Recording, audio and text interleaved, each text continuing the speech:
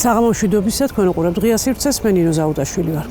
ერთი კვირა ხდება, რაც დიუშენის სინდრომის მქონე პაციენტების, ბავშვების მშობლები უწყვეტ საპროტესტო რეჟიმში არიან. მიუხედავად ცუდი ამინდებისა, წვიმებისა, სიცივისა, მშობლები ყოველ ღამეს აი ამ მდგომარეობაში ათენებენ. ჩვენ 2 თვის წინ მქონდა ამ თემაზე საუბარი გადაცემაში.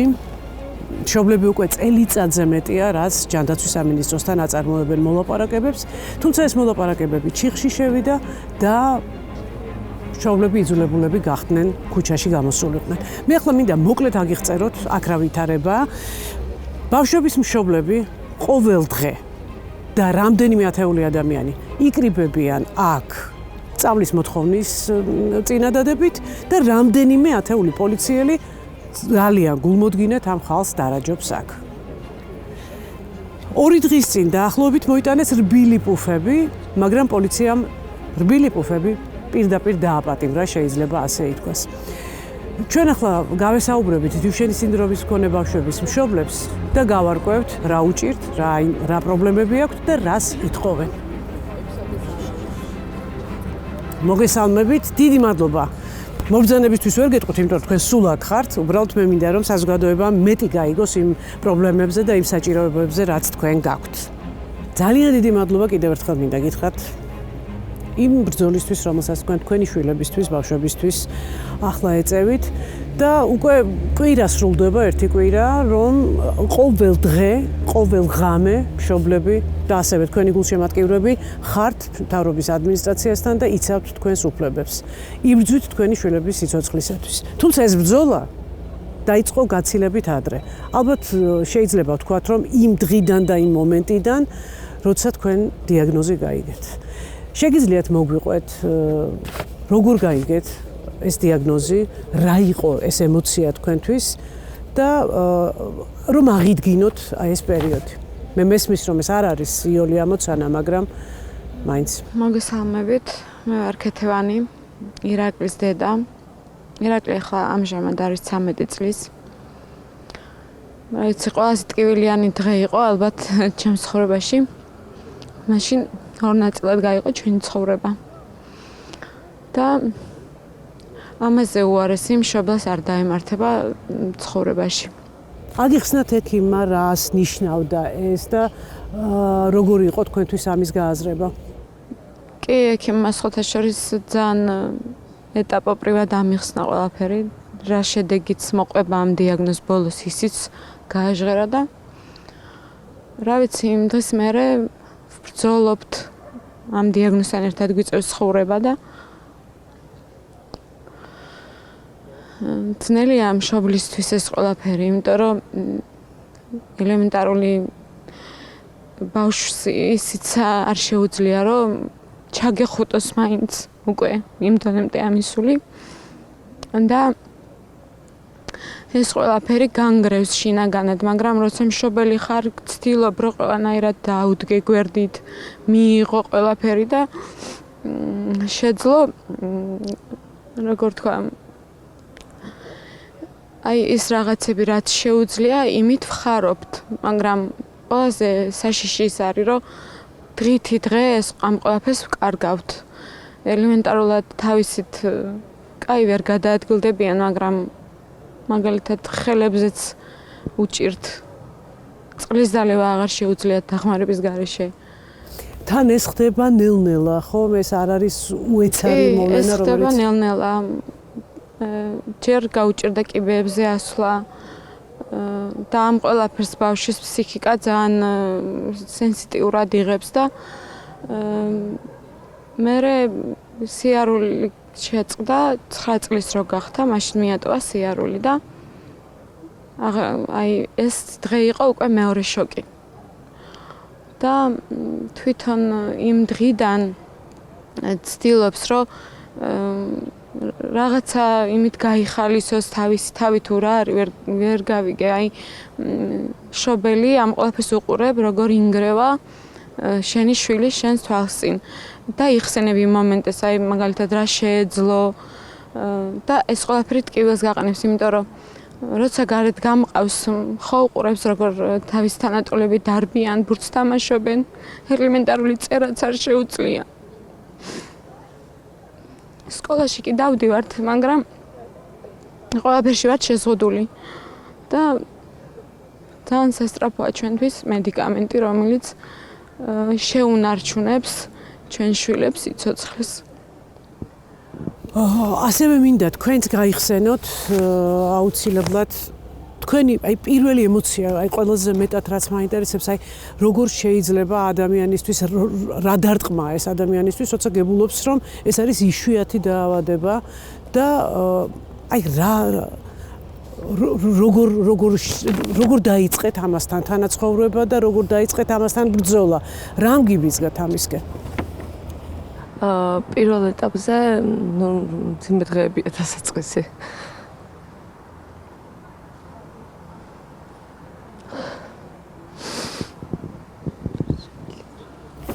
მაპატიეთ უბრალოდ ზაქარია მეცით რა მაინტერესებს, როდის იწყება ადამიანში მაზრის მომწიფება, რომ ახლა სასწრაფოდ უნდა ჩართო ყველა შესაძლებლობა, რომ პირდაპირ შეებრძოლო ამ საშინელ დაავადებას. მე ვარ 4 წლის ლაზარე გვიშიანის მშობელი, ზაქარია გვიშიანი. ძალიან ძნელია, ბუნებრივია, ჩვენ ცხოვრება იყოფა 2 ეტაპად. ეს არის ცხოვრება დიაგნოზამდე და დიაგნოზის შემდეგ. დიაგნოზის შემდეგ ბუნებრივია, ცხოვრება ამ დიაგნოზთან ერთად ყოველი დილა თენდება და ღამე სრულდება ამ დაავადებაზე და დიაგნოზზე ფიქრით იმაზე თუ რა უნდა გააკეთო მშობელმა, რომ შეებრძოლო ამ დაავადებას, ვერაგ დაავადებას, რა არის გამოსავალი და ყოველდღიურ რეჟიმში ბუნებრივია ეს ეხება, რა თქმა უნდა, ნებისმიერ დამოკიდებულებას ბავშვთან. თუნდაც ის რომ ყოველდღიურად ფიქრობ, რომ ყოველი დღის გასვლა არის დაკავშირებული მდგომარეობის დამძიმებასთან, ჯანმრთელობის მდგომარეობის დამძიმებასთან და ფიქრობ რა არის გამოსავალი და გამოსავალი არის ის რომ ბუნებრივია პირველ რიგში შენ უნდა ებრძოლო შენს თავს. ყველაზე დიდი ბრძოლა არის ბუნებრივია საკუთარ თავთან მუშაობა, ბრძოლა რომ არ გატყდე ამ დაავადებით, ვერაგი დაავადებით.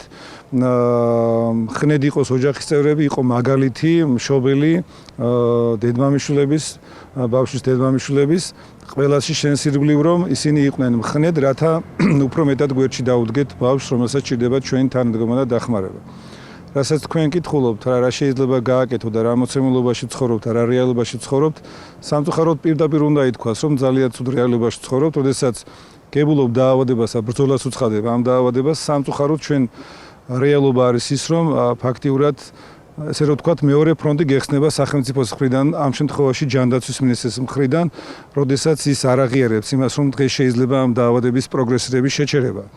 შეიძლება არაერთი მედიკამენტით, არათუ ცალკე აღებული ერთი მედიკამენტით და თუნდაც ის რომ სრულად არ ხდება განკურნება და ჩვენ ვიცით რომ უამრავ დაავადებაზე ხდება მკურნალობა სრული განკურნების გარეშე, ჩვენ დღეს შეგვიძლია რომ შევაჩეროთ ამ ვერაგი დაავადების პროგრესირება. ნებისმიერი ქრონიკული დაავადება პრინციპში არის მიმდინარე მთელი ცხოვრების განმავლობაში. ოღონდ რამდენად ექნება საშუალება ადამიანს რომ ეს დაავადება გაახანგრძლივოს, ხომ ამაზეა ლაპარაკი, იმიტომ რომ ნებისმიერი ქრონიკული დაავადება პრინციპში შეიძლება რაღაც მომენტში დაახლოებით შეწყდეს. რამოდენიმე წლის წინ, 5 წლის წინ, 3 წლის წინ თუნდაც მშობლები ეგუებოდნენ იმას, რომ ბავშვები ეთში ხდებოდნენ და მძიმდებოდა ჯანმრთელობის მდგომარეობა და მათ არ ჰქონდათ პრეტენზია მკურნალობაზე, დაავადების პროგრესირების შეჩერებაზე. დღეს ჩვენ გვაქვს არაერთი მედიკამენტი, რომელიც აღიარებულია FDA-ის და EMA-ს მიერ, რომლებიც აჩერებენ ამ დაავადების პროგრესირებას და არაერთი ქვეყანა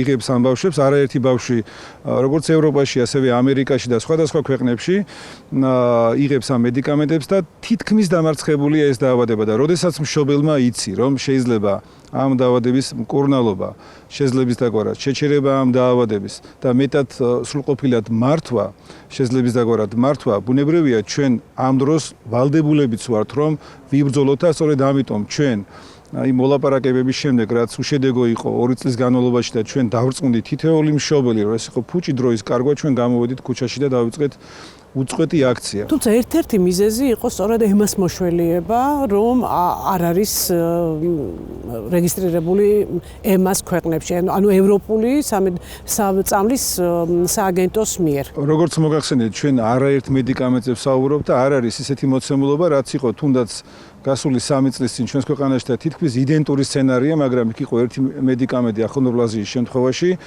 და იქაც საუბრობდნენ უკუჩვენებებზე, მაგრამ ჩვენ არაერთ მედიკამენტზე ვსაუბრობთ. ბაზორიდიტი თუ სწორად მახსოვს კი. თან ვსაუბრობთ მკვლელ დაავადებაზე. როდესაც ვახსენებ ამ მკვლელ დაავადებას, ბავშვები, რომლებიც აცნობიერებენ ამ დაავადებას, ისინი აღარ თვლიან, რომ ეს მკვლელი დაავადება, მაგრამ ჩვენ მშობლები და პაციენტები და ჩვენი მხარდამჭერები თვლით მანამ მკვლელ დაავადებას, სანამ ჩვენს ქვეყანაში არ იქნება ეს მედიკამენტი, ასე რომ ვთქვათ, შემოტანილი. შესაბამისად, ჩვენ ვიცით და ყველა ბავშვმა იცის, რომ ეს დაავადება დღეს აღარ არის მკვლელი. მაგრამ ჩვენ არ დაუშვებთ იმას, რომ ჩვენს ქვეყანაში ამ დაავადებას ერქვას მკვლელი დაავადება და ეს იქნება მანამ, სანამ არ იქნება უზრუნველყოფილი ჯანმრთელობა და ხელმისაწვდომი მედიკამენტები. შესაბამისად, ჩვენ ბუნებრივია, რადგანაც გადავდგით ეს ნაბიჯი, ვართ ღირსეულ ბრძოლაში. ეს ბრძოლა უკავშირდება ბავშვების სიცოცხლეს და ჯანმრთელობას, მათ გადარჩენას. არა მარტო ჩვენი შვილები, სამწუხაროდ ეს ტენდენცია და სტატისტიკა არ წყდება და უფრო იმატებს. შესაბამისად, ჩვენ უნდა ჩამოვაყალიბოთ მშობლებმა, საზოგადოებამ, ყველა მხარდამჭერებმა დაავადებასთან ბრძოლის კულტურა, რასაც ქვია ის, რომ თუ კი შეიძლება დაავადების შეძლებისდაგვარად განკურნება, ამაზე უარი არ უნდა თქვა სახელმწიფომ და არ უნდა უწევდეთ მშობლებს ბრძოლა როგორც დაავადებასთან, ასევე სახელმწიფოსთან და არ უნდა ხდებოდეს ძალიან ცუდ თუნდაც პოლიტიზირება. ნახეთ, როდესაც ჩვენ ვისმენთ, რომ სპეციალისტებმა, ექიმებმა არ გააკეთონ განცხადება, რადგანაც არის სენსიტიური თემა. ციტირებ მინისტრის გამოსვლას და მოწოდებას და თითქოს ეს გაფრთხილებად მიიღო ექიმება, ესე იყო დაანონსებული. მეორეს მხრივ ჩვენ ვისმენთ, რომ სრული ლეგიტიმაცია აქვს პოლიტიკოსებს, ნებისმიერ პირს, არასპეციალისტებს ამ დარგის და ისინი აკეთებენ განცხადებას. სად არის აქ პოლიტიზირება და ვინ ახდენს პოლიტიზირებას? თუ ვინმე ახდენს პოლიტიზირებას, სამწუხაროდ ახდენს ის მხარე, ვინც ამას აცხადებს. ზაქარია, დაგიბრუნდებით აუცილებლად. კიდევ მინდა რომ აი მოვისმინოთ ის ისტორიები, რაც საზოგადოების ცნობიერების, თქვათ, მეტად გასათვითცნობიერებლად იქნება სასარგებლოც და საინტერესოც. თქვენ ცხოვრებაში რა შეიცვალა დიაგნოზის გაგების შემდეგ, ოჯახში მთლიანად? მე ვარ ალექსანდრე დრაინგის ბებია. დიაგნოზი გავიგეთ, როცა ალექსანდრე 6 წლის გახდა. ესე იგი შეამჩნია ჩემ შვილმა, რომ უჭირს სიარული ცოტა, მე კიბეებზე ასვლა და ერთ მშვენიერ დღეს ღამეც რაღაცა ყუნთების ძალიან ძლიერი ტკივილი ჰქონდა და დავიწყეთ სიარული ექიმებში, არც ვიცოდით ჯერ. მე აი ვიღაც მე გვარი არ მახსოვს, ვიღაც პროფესორთან მოხვდით და იმან რაღაცა ეჭვი მოკლედ აი ამ დაავადებაზე ჰქონდა. მე თქვა, რომ რაღაც ანალიზია გასაკეთებელი სპეციალური, ის ანალიზიც რო გავაკეთეთ, ასეთი რეალობის წინ დავდექით. არ ვიცოდით საერთოდ არაფერი. მე უკვე იაშვილში ნანა ტატიშვილთან გაგზავნეს. იქაც მაინც ბოლომდე ვიძახოდი, არა, შეიძლება შეცდომა არის, რო წავიკითხეთ, რა შედეგები აქვს ამ ანუ დაიწყეთ უკვე ჩვენ ცუდი დღეები გავატარეთ, სანამ შევეგუეთ ამ დიაგნოზს.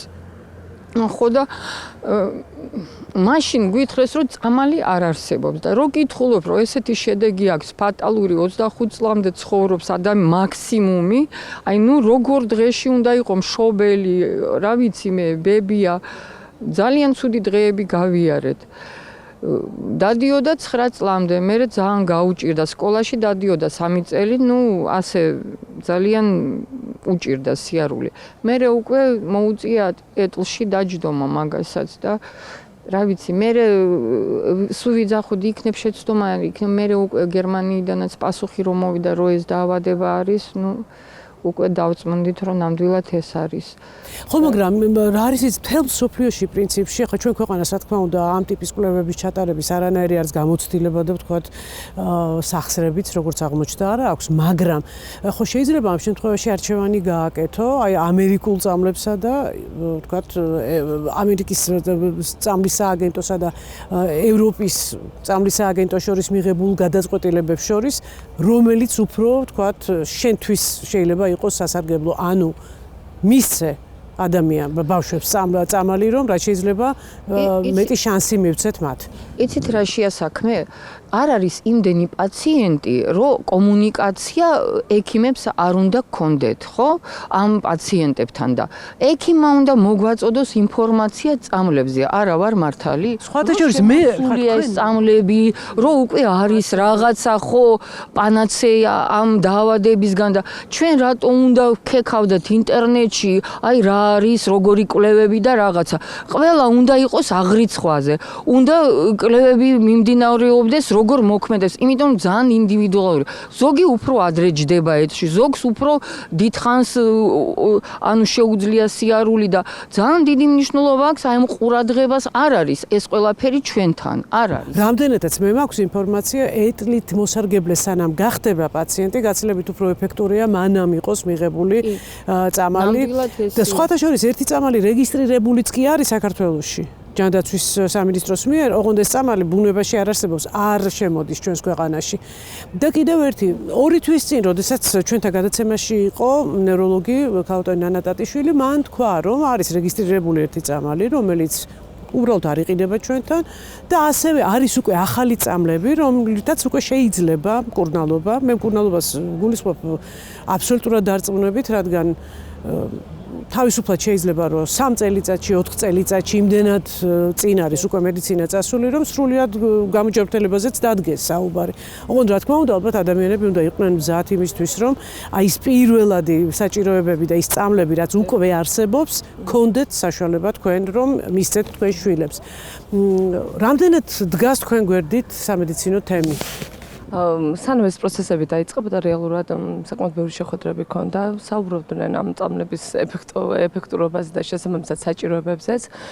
თუმცა ამ პროცესების შემდეგ პოზიციები შეიცვალა, როგორც ჩანს, არ ვიცი და შეიძლება რეალისტურადაც ვიმსჯელოთ იმაზე, რომ გარკვეული ზეწოლა შეიძლება უხეშად იყოს ნათქვამი, მაგრამ 2 თვის წინ რომ ამ მედიკამენტების დადებით მხარეებზე იყო აქცენტი და უცებ ეს აღარ ხდება.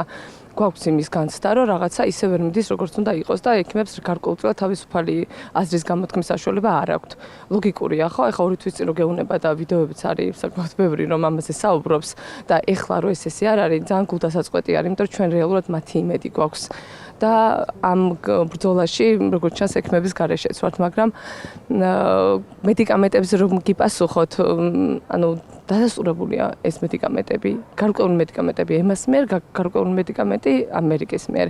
ანუ აქ აღარ ჩდება ეს კითხვა. აი კიდევ უფრო მეტი ტრაგედია ის არის, რომ ესეც არ იციან. ანუ ეს არის პირველი საფეხური, რაც ყველამ უნდა იცოდეს და რატომღაც მშობლებმა უფრო მეტი ვიცით, ვიდრე მათ. ეს რა ვიცი. ხო, იმიტომ რომ თუ ამბობენ რომ მშობლები თქვა დაინტერესებული მხარე, ასევე უნდა იყოს დაინტერესებული ნებისმიერი მკურნალი ექიმი, ნევროლოგი იქნება, ეს თუ ნებისმიერი სხვა დისციპლინის თქვა წარმომადგენელი, რადგან კომპლექსურია რამდენადაც მე ვიცი აქ მკურნალობის საკითხები. დიდი ტრაგედია არის ის, რომ მშობლებმა უფრო მეტი ვიცით ამ ყველაფრის შესახებ, ვიდრე ექიმებმა. ის რომ ექიმი გეუბნება, რომ თქვენგან ვიღებ ინფორმაციასო, აი ძალიან დიდი შიში იპყრობს თითოეულ ჩვენგანს, იმიტომ რომ ექიმის იმედი რომ გაქვს, რომ რაღაცას იმაზე მეც გეტყვის, ვიდრე შენ იცი, თუნდაც ინტერნეტით, თუნდაც კონფერენციებით და ასე შემდეგ. აი მათ უკვე შიშის არის ძალიან ხმამაღლა რეგს. ანუ ცოტა უნდობლობის მომენტიც არის, იღვიძებს ამ დროს. უნდობლობა იმ ნაწილში, რომ ეს იშვიათი დაავადება გარკვეულწილად შეიძლება ნორმალურიც იყოს, იმიტომ რომ ჩვენ რადგან ვიწრო პროფილია, ძალიან აქტიურად მუშაობთ ამის ირგვლივ და კონფერენციებზეც დავდივართ, თქვა და არ ვაკლდებით თითოეულ ახალ ინფორმაციას კვლევის თვალსაზრისით თუ ესე მშობლებთან კომუნიკაციაში. ესე არ არიან, რა თქმა უნდა, მაგრამ როცა მომართვიანობა არის გაზრდილი და 100 პაციენტი არის, ყურადღებაც არ არის, ხო? იმისთვის და ჩვენ ერთმანეთს ვასწავლით ამ ყველაფერს. მე მგონია რომ გარკვეულწილად ვალდებულება უნდა იქცნონ, ანუ ეს დაავადება ხო რეალურად არსებობს, ჩვენ ხარ ვიგონებთ ამას. როცა დაავადება არსებობს, მკურნალობა მათი კომპეტენცია უნდა იყოს და არა ჩვენი. თაკო, მე რამდენადაც ვიცი, თქვენ ძალიან აქტიურად დადიხართ, აქტიურად ინტერესდებით, ბუნებრივია. თქვენი ისტორიაც მოკლედ რომ მოგვიყვეთ და ყველა ის გზა, რომელიც თქვენ გაიარეთ, კონფერენციებსაც ესწრებით ძალიან ხშირად და რა არის ის ბოლო სიახლეები, რაც შეგიძლიათ მიაწოდოთ საზოგადოებასაც, როგორც ინფორმაცია და ვთქვათ, ჯანდაცვის სამინისტროს და ასევე ექიმებს, რომლებიც უნდა იყვნენ აღჭურვილი სრული წოდნით. მე გახლავართ 9 წლის ანდრიას დედა. ჩვენ დიუშენის კუნთოვანი დისტროფია დაგვიდასტურა, როდესაც ანდრია გახდა 3 წლის. ну როგორც უმრავლესობა პაციენტებში ხდება, როდესაც ამჩნევთ, რომ ბავშვს უჭირს კიბეზე ასვლა, იწყება უნებლიე დაცემა და შესაბამისად ჩდება კითხვები, რომ რაღაც ისე ვერ არის და ну ჩემი ესე რა ვთქვა დაჟინებული კითხვების შეწუხებით ერთ-ერთმა ნეიროპათოლოგმა მოგეთ მე მივიყვანი იმის ეჭვამდე, რომ დიაგნოზი შეიძლება ყოფილიყო ჯიუშენი, თუმცა მე მაშინ ავიცოდი ამ დაავადების სახელწოდება და ეს ნეიროპათოლოგი იმდენად შეშინდა, რომ ამდულად ისე დაიბნა, რომ ამ ადამიანმა ეს ადამიანი ვერ მიხვდა, როგორ უნდა დამხმარებოდა, რადგან პრაქტიკაში თეორიად ნასწავლი ქონდა დაავადება, მაგრამ მისი ამ მუშაობის პერიოდში და პრაქტიკა რაც ქონდა, მას პირველად ჩემი შვილი ანდრია იყო, ვისაც დადასტურდა ეს დაავადება და ნამდვილად აი ჩემთვის ის დღე იყო, როდესაც შეიცვალა ჩვენი ცხოვრება რადიკალურად, თითქოს იმ დღიდან ვიწყებთ ცხოვრებას. იქამდე როგორი ცხოვრება ქონდა, ეს უკვე აღარ გვახსოვს. დიაგნოზს, როდესაც კითხულობ, მშობელი პირველ რიგში როცა გისმევენ დიაგნოზს, იწყებ ამ დიაგნოზთან მიმართებაში ინფორმაციის მოძიებას, ინტერესდები, რადგან იმ მომენტში მე ექიმმა სრული ინფორმაცია ვერ მომაწოდა, ჩემზე მეტად შეშინდა. აი ეს მომენტი შეიძლება აღიწეროს როგორც თლიანად გადადიხარ სრულ სიბნელეში. ვერსად ნათელს ვერ ხედავ, სიბნელე გიბყრობს და აი ხარ ამ სიბნელეში გამოსავალს ვერ ხედავ, დიაგნოზს კითხულობ, რომ დიაგნოზი გეუბნება, რომ შენ უნდა შეეგო და მიიღო მოცემულობა იმას, რომ შენი შვილი ნელი სიკვდილით დაიღუპება და მაქსიმუმ მიაღწიოს 18-20 წლამდე.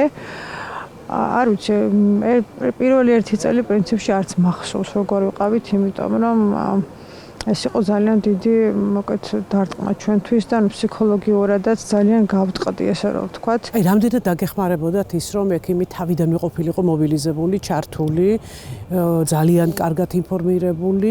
აი ეს თქვენთვის რამდენად ხო? ძლიერი ექიმი, რომელიც პაციენტს გაძლიერებს და იმედს გაძლევს, ეს არის პირველი რაც პაციენტს იმ მომენტში სჭირდება. ის 1% იმედი, რომელსაც მაშინვე მოგაწვის ექიმი დიაგნოზთან ერთად, რათა ბრძოლის უნარი არ დაკარგო. ამიტომ რომ აი დაავადება საზოგადოებამ ეხა გაიგო ამ დაავადების შესახებ, როგორც ჩვენ არ ვიცოდით აქამდე, ისე არ იცი საზოგადოებამაც სანამ ეს არ შეგეხება, იქამდე არ იცი. ამიტომაც არის ეს კატეგორია იშვიათი დაავადებების დაავადება, რომელიც შესაძლებლობას აძლევს ბავშვებს, რომ მიარონ 9 წლამდე და შემდეგ ეჯაჭვებიან ეტლს. ჩვენ ის როგორ არის, როდესაც დაავადება არის რთული და კლავს ნელი სიკვდილით, ჩვენ ეტლის პრობლემა არ აქვს. ჩვენ ვიღებთ მოცემულობას ეტლში იყოს ბავშვი, მაგრამ სიცოცხლეს არ შეექმნა საფრთხე, ვიცოცხლოს თუნდაც იყოს ეტლში. უბრალოდ ნახეთ რა ხდება ეტლში დაჯდომა ბავშვისთვის ნიშნავს, რომ აი იქ იწყება ის მოახლოება, რისიც გვეშინია ყოველდღიურობაში. რომ იწყება შიდა ორგანოების პათოლოგიები, გადმოდის ხელის მტევანზე, კარგავს ხელი ფუნქციას. ურთულესია, წარმოიდგინეთ, რომ ყავთ ბავშვი სახლში, რომელსაც არ შეუძლია ერთი გადაადგილება მოწყვეტილი სხეული ზის ეტლში, რომელსაც არც წყლის დალევა შეუძლია, არც ჭამა შეუძლია. თვალებს ატრიალებენ მხოლოდ და თითებს ამოძრავებენ.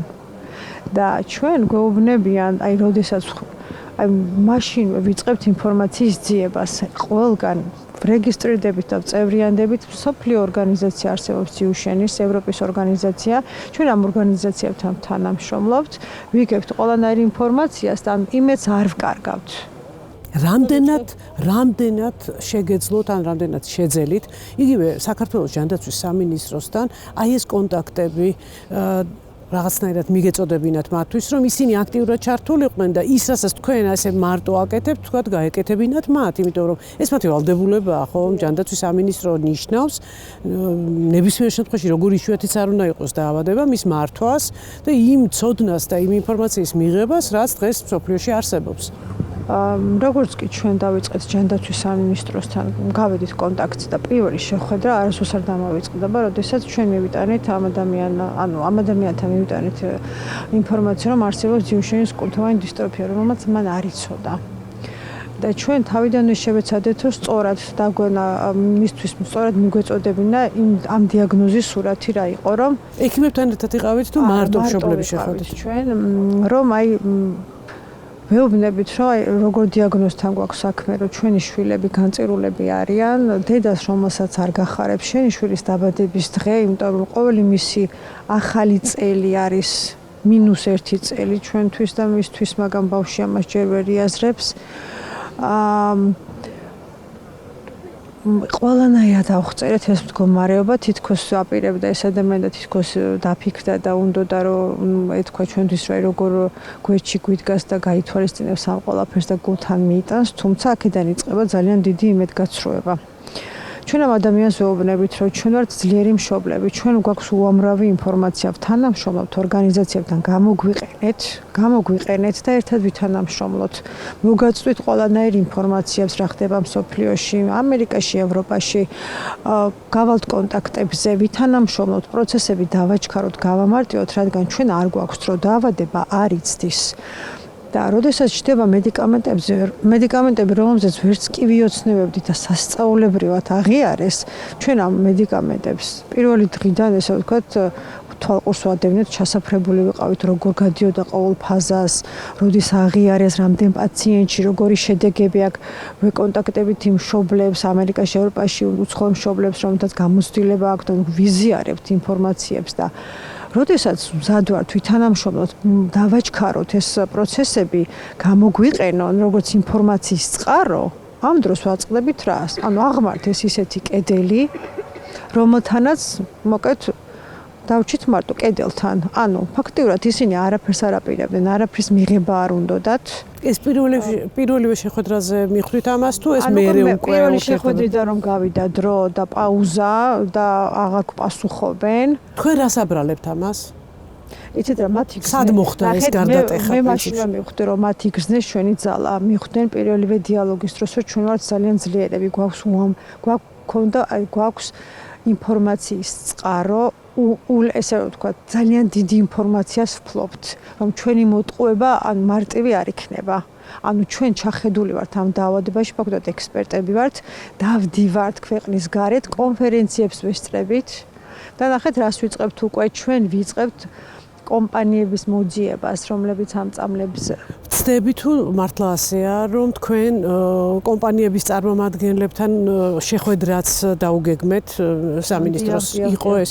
შედგა შეხვედრა თუ არ შედგა? კომპანია, რომელიც საქართველოში ჩამოვიდა და გამართა რამდენიმე კამპანია ცნობიერების ამაღლების მიზნით და კონკრეტულ მედიკამენტზე, exon-skipping-ზე, 3 მედიკამენტი, რომელიც დარეგისტრირდა საქართველოში და გაიმართა რამდენიმე კონფერენცია, რომელსაც თვითონ ექიმებიც ესწრებოდნენ და გვეუბნებოდნენ როგორი კარგი პრეპარატია, როგორ გადაავადებს დაავადების პროგრესირებას, რამდენად მნიშვნელოვანია დროულად დავიწყოთ, თან რეგისტრირებულია და ამ დროს რა ხდება?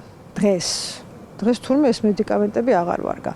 და როდესაც გაიმართა კომპანიის შემოსვლა საქართველოში და ეს კონფერენციების ჩატარდა, ჩვენ ვთხოვდით სამინისტროს, რომ შეხვდით ამ ადამიანებს. ისინი მზად არიან ყველანაირი დოკუმენტაცია მოგაწოდონ წამლის უსაფრთხოების შესახებ. ფაქტობრივად ვაიძულეთ, რომ ერთი შეხვედრა მაინც ჩაენიშნათ და ეს მოხდა, როდესაც პირველად ჯანდაცვის სამინისტროსთან აქცია გავმართეთ.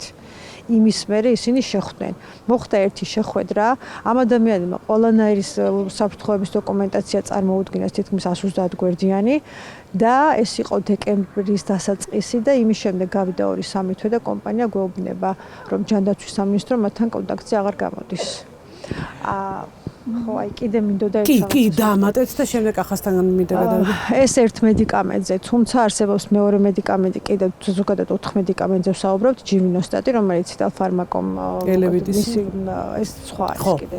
ჯივინოსტატი, რომელიც მოკეთ ევროპის ქვეყნებში უკვე აღიარებულია, შარშან ემამის აღიარება ივნისში, იტალიაში, ესპანეთში უკვე იწყება მისი გამოყენება და დაწყებულია და ჩვენ წავედით, ვესწრებოდით იტალიაში კონფერენციას, ესე იგი იტალფარმაკო, რომელიც ჯივინოსტატის აწარმოებს, ამ კომპანიასთან კავშირზე გავედით, გავიცანით წარმომადგენლები, მათთან უდვე კონტაქტში ვიყავით და გავაცანით საქართველოს რამდენი პაციენტი ყავს, ვბრძოლობთ, რომ ჩვენი ქვეყნის დაინტერესდნენ და როგორც იქნა მეილი მოგწეს, რომ მოგწეროს თქვენმა ქვეყანამ. რა თქმა უნდა, და ჩვენ ყველანაირი გზებს მოვძებნით თანამშრომლობისთვის და მე მივდივარ ჯანდაცვის სამინისტროში, ვაწვდი მეილს და ისინი არ იღებენ. უკან მომიგდეს მეილი, რომ ჩვენ არ დავეკონტაქტებით, ჯერ ისინი დაგვეკონტაქტონ. ერთ-ერთი ესეთი უკმაყოფილება, რაც ჯანდაცვის სამინისტროსთან დაკავშირებით შემიძლია, რაც მათ ჰქონდათ თქვენთან, იყო ის, რომ საბოლოოდ ჩიხში შევიდა მოლაპარაკებები და თქვენი მოთხოვნა დასრულდა ესე: ან წამალი, ან არაფერი. ამასთან დაკავშირებით საკმაოდ ისეთი უკმაყოფილება გამოთქვა ჯანდაცვის მინისტრმა. თქვენ როგორ ფიქრობთ? შეიძლებოდა თუ არა ვთქვა სხვა ფორმით მომხდარიყო ეს თუ რა შეიძლებოდა გაკეთებულიყო ისე რომ თქვენ დათანხმებულიყავით შემოთავაზებებს თუ ყოფილა საერთოდ ასეთი შემოთავაზება მათგან? არა, ესე იგი ეს ფრაზა ან წამალი ან არაფერი თვითონ მინისტრმა თქვა, ჩვენ არ გითქვია. ეს თქვა შეხვედრაზე ან წამალი ან არაფერი და ჩვენ მოგვაწერა და მე თვითონ ვუთხარი რომ ამას ჩვენიდან არავინ არ ამბობს. ჩვენ წამლის გარდა ბევრი რამე გვჭირდება. წამალი ერთ-ერთი თავარია, ხო? მაგრამ წამლის გარდა ბავშვებს აქვთ უამრავი საჭიროებები. მე რამდენადაც ვიცი, ახლა ამ საჭიროებებს თქვათ ადრე ფარავდნენ თვითონ მშობლები და ეს არ არის პატარა თანხებთან დაკავშირებული, ზუსტად თორსა ვახსენე რომ 2 თვის წინ ჩვენ ამაზე გადაცემა გქონდა, იქ მშობლები ამბობდნენ რომ არის კონკრეტული კვლევები და ეს არ არის ყოველთვის იაფი კვლევები, მშობლები ხდიან საკუთარი ჯიბიდან. მე რამდენადაც ვიცი, აი ეს ცვლილება რომელიც შევიდა გულისხმობს რომ ეს კვლევები ჩატარდება უკვე. ეს იქნება ანაზღაურებელი. მაგრამ ეს საკმარისი არ არის იმისთვის, რომ აი მდგომარეობამდე გადავიყვანოთ, ასე ვთქვათ, ბავშვები, რომ რაც შეიძლება გაუხანძლიwdეთ ელში ჩაჯდომამდე პერიოდი. კი. ესე იგი ამ დაავადების მართვა სჭირდება ცოდნა თუ ბავშვი რა მდგომარეობაშია მისი ნებისმიერი ორგანო და შემდგომ სჭირდება რეაგირება. ცოდნა და რეაგირება არის მართვის ორი მთავარი საყრდენი. ცოდნა სჭირდება კვლევები და რეაგირება სჭირდება წამლები და დახმარე თერაპიები. ასე რომ კვლევების გარეშე ვერანაირ წამალს ვერ მიიღებ. კვლევების გარეშე ვერანაირი თერაპია ვერ იქნება შედეგიანი. თან მანდ არის ძალიან მნიშვნელოვანი ამბავი, რომ სხვადასხვა ეტაპს დაავადების ჭირდება სხვადასხვა ტიპის წამალი. მოკლედ, რამდენად არიან საქმის კურსში, მით უმეტეს მე რამდენადაც ვიცი, რომ ექიმები, ნევროლოგები მონაწილეობდნენ ამ ტიპის მოლაპარაკებაში. რამდენად შეძლეს მათ დარწმუნება ჯანდაცვის სამინისტროსი, რომ ამ პრეპარატების შეძენა არის სასიცოცხლოდ მნიშვნელოვანი ბავშვებისთვის. ფაქტია რომ გრძნობთ ახლა მათ თანადგომას. ფაქტია რომ ესე იგი ჩვენ გავიაზრეთ ის რომ ჩვენ ბავშვებს აქვთ შეზღუდული რესურსი კუნთების და ეს რესურსი ყოველდღე პატარავდება ისევე როგორც სანთელი დნება და ამ მედიკამენტებს შეუძლიათ ეს პროცესი ესე იგი შეანელონ და ჩვენ ესე იგი ჩვენი მიზანი არის რომ ბავშვების კუნთების რესურსი შევინარჩუნოთ რაც შეიძლება დიდხანს. ამას აქვს ორი მიზანი. ერთი რომ კუნთი არის სიცოცხლის ელექსირი და მამოძრავებელი მექანიზმი. კი ბატონო. მეორე ის რომ კუნთი თუ შემცირდა მერე წამალი ამას უკან ვეღარ აბრუნებს. დღესდღეობით არ არსებობს მედიკამენტი, რომელიც გამქრალ კუნთს უკან დააბრუნებს. ამიტომ ჩვენ ფაქტიურად ვიბრძვით ჩვენი ბავშვების კუნთების მასა რო შევინარჩუნოთ. შესაბამისად, გაუხანძლიwdოთ სიცოცხლე და ეს მასა ჩვენ თვითონ ხედავთ ეს კუნთების მასა როგორ პატარავდება ჩვენ თვალწინ. გუშინ თუ ბავშვი მაგალითად ჭიქას იღებდა თავისით დღეს უკვე ხელს აშველებს რომ ჭიქა აიღოს. გუშინ თუ მაგიდაზე ხელის ესე იგი მაგიდაზე ჩვეულებრივ შეეძლო კალმის აღება, დღეს უკვე მეორე ხელი ჭირდება რომ კალამი აიღოს და აკეთებს აი ესეთ მოძრაობას. ანუ თითებით მიდის კალმისკენ, იმიტომ რომ ხელს აღარ შეუძლია თავისთავად რომ დაიკავოს და თითებით გადაადგილდება მაგიდაზე. ეს არის მოძრაობა, რომელსაც ბავშვი ინსტინქტურად აკეთებს, იმიტომ რომ სხვანაირად ის კალამს ვეღარ აიღებს. და მშობელი ამას ხედავს, რომ ბავშვი რომელიც გუშინ კალამს თავისი ხელით იღებდა, დღეს უკვე თითებით ამოძრავებს ხელს, რომ კალამი ხელში დაიკავოს. და გუშინ როდესაც ბავშვი ხელებს მაღლა წევდა, დღეს უკვე მაღლა ხელების აწევა უჭირს და ესეთ მოძრაობებს აკეთებს, რომ აი აწევს ხელს და მე ისე უკან უვარდება, იმიტომ რომ ზემოთ ხელი ვეღარ აქვს. ამას მშობელი აკვირდება, რომ ის, რასაც ბავშვი გუშინ აკეთებდა, დღეს უკვე ვეღარ აკეთებს და ეს იმას ნიშნავს, რომ კუნთების მასა ცირდება და პატარავდება ამ ორგანოებში და ამას საერთოდ არ ჭირდება, ესე იგი, ამას საერთოდ არ ჭირდება რამე განსაკუთრებული ცოდნა, ამას მშობელი ყოველდღე უყურებს, როგორ პატარავდება მისი შვილის ძალა. იყო ესეთი რამ, ხო, ჯანდაცვის მინისტრმა თქვა, რომ ეს წამალი კი არ კურნავს. უბრალოდ 3 წლით გადაავადებს ადამიანის ეთში ჩაჯდომას. თქვენთვის, მშობლისთვის, აი როგორია ამის მოსმენა და რას ნიშნავს ეს, თქვენ როგორ ხსნით თავად ამას? ჯერ ერთი თვითონ ეს განცხადებაც ნიშნავს იმას, რომ მინისტრი არ ფიქრობს იმ ბავშვებზე, რომლებიც უკვე ეთში არიან. და გამოდის, რომ ის ბავშვები, რომლებიც უკვე ეთში არიან, მათზე აღარაფერი აღარ ვრცელდება, რაც არასწორია. ეს წამლები ნაწილი, ამ წამლების ნაწილი გამოიყენება როგორც ეთში მждომი ბავშვების, ასევე მოსიარულე ბავშვებთან დაკავშირებით. და ერთი კიდე ძალიან მნიშვნელოვანი რაც არის, სხვადასხვა ეტაპზე სხვადასხვა ტიპის წამლებია საჭირო. ანუ უნდა იყოს შესწავლილი მთლიანი სპექტრი, ვთქვათ, სხვადასხვა ასაკში, სხვადასხვა ბავშვს როგორი ვთქვათ, მოცემულობა აქვს და რა არის საჭირო, ვთქვათ, მისი ჯანმრთელობისთვის და გახანგრძლივებისთვის. ეთში ჩაჯდომა არ ნიშნავს ყველაფრის დასასრულს. ანუ როდესაც სარჯველაძემ თქვა აქცენტი გაამახვილა ეთში ჩაჯდომაზე, თითქოს ამით მთავრდება ყველაფერი და ამის მერე არაფერს აზრი აღარ აქვს. ესე გამოვიდა. სინამდვილეში ეთში ჩაჯდომის შემდეგ იწყება ახალი ეტაპი და ბავშვის კუნთები უნდა შეინარჩუნდეს ეთში ჩაჯდომამდეც და ეთში ჩაჯდომის მერეც. აქ დიდი განსხვავება არ არის. მაგალითად, ჩემი შვილი, რომელიც ეთში ჩაჯდა, აგრძელებს ფეხების კუნთების ვარჯიშს. ოღონდ ის არ დადის, მაგრამ ის აგრძელებს ფეხების ვარჯიშს ველოსიპედის მეშვეობით, ანუ ატრიალებს ველოსიპედის პედლებს, რომ ფეხების კუნთები შეინარჩუნოს ეთში ჩაჯდომის შემდეგაც. შესაბამისად, ეს მედიკამენტი მას დაეხმარება, რომ ველოსიპედის პედლები ატრიალოს და ამით ფეხის კუნთები დიდხანს შეინარჩუნოს. კუნთების შენარჩუნება ეს არ არის მხოლოდ მოძრაობის შემადგენელი ელემენტი. კუნთების შენარჩუნება ნიშნავს ასევე სიცოცხლის გახანგრძლივებას. ანუ სასიცოცხლოდ მნიშვნელოვანია, შეგვიძლია ასე ვთქვათ. ხო, იმიტომ რომ კუნთები აქვს არა მხოლოდ ხელებს და ფეხებს, არამედ კუნთები აქვს გულსაც, ფილტვებსაც და კუნთების შენარჩუნება მხოლოდ მოძრაობის შენარჩუნებას არ ნიშნავს. ის ნიშნავს სუნთქვის შენარჩუნებას, გულის შენარჩუნებას და ასე შემდეგ. თქვენ რომ გვითხრათ თქვენი მდგომარეობა, თქვენი ამბავი და ბავშვის ურთიერთობა თანატოლებთან და აი რომ მოგვიყვეთ ამასთან დაკავშირებით. ჩემი შვილიშვილი არის ამჟამად 10 წლის, საბა ბანკანაშვილი, ძალიან განიცდის.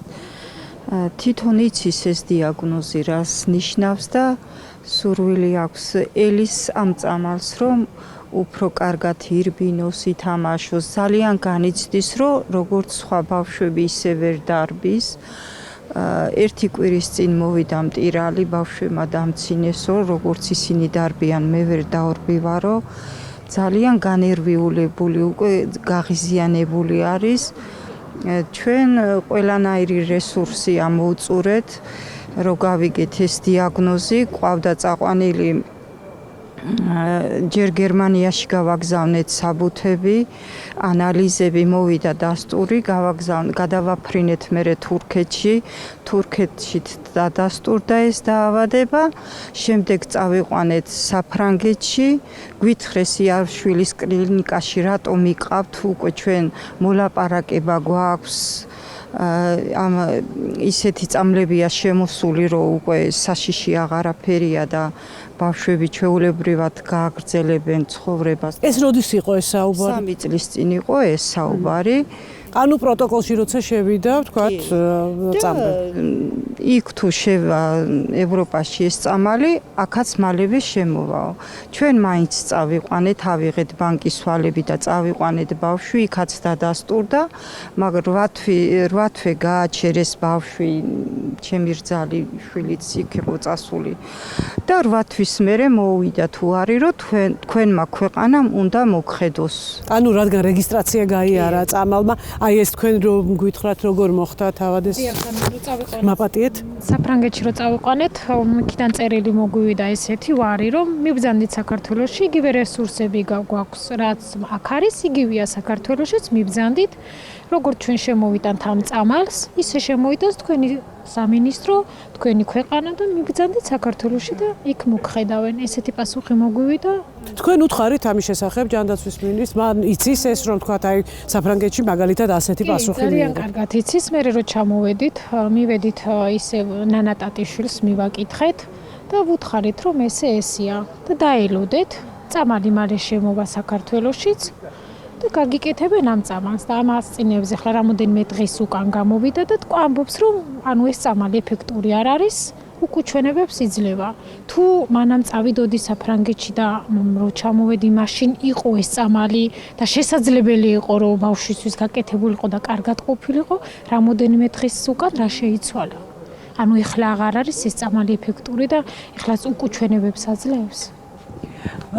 ზაქარია, რა მინდა იცით რომ გითხოთ, აი ახლა ხანს სწორედ ისევ მინისტრის კომენტარზე მინდა თქვენი კომენტარი. მან თქვა რომ მშობლების გარკვეულ ნაწილთან ჩვენ ვაგრძელებთ მოლაპარაკებებს და გვაქვს ძალიან ესეთი კონსტრუქციული დიალოგი. რა იგულისხმება ამაში, ვინ არიან ეს მშობლები და თქვათ რაზე განაცხადეს მათ თანხმობა ისეთზე, რაც თქვათ თქვენთვის არის სრულიად მიუღებელი.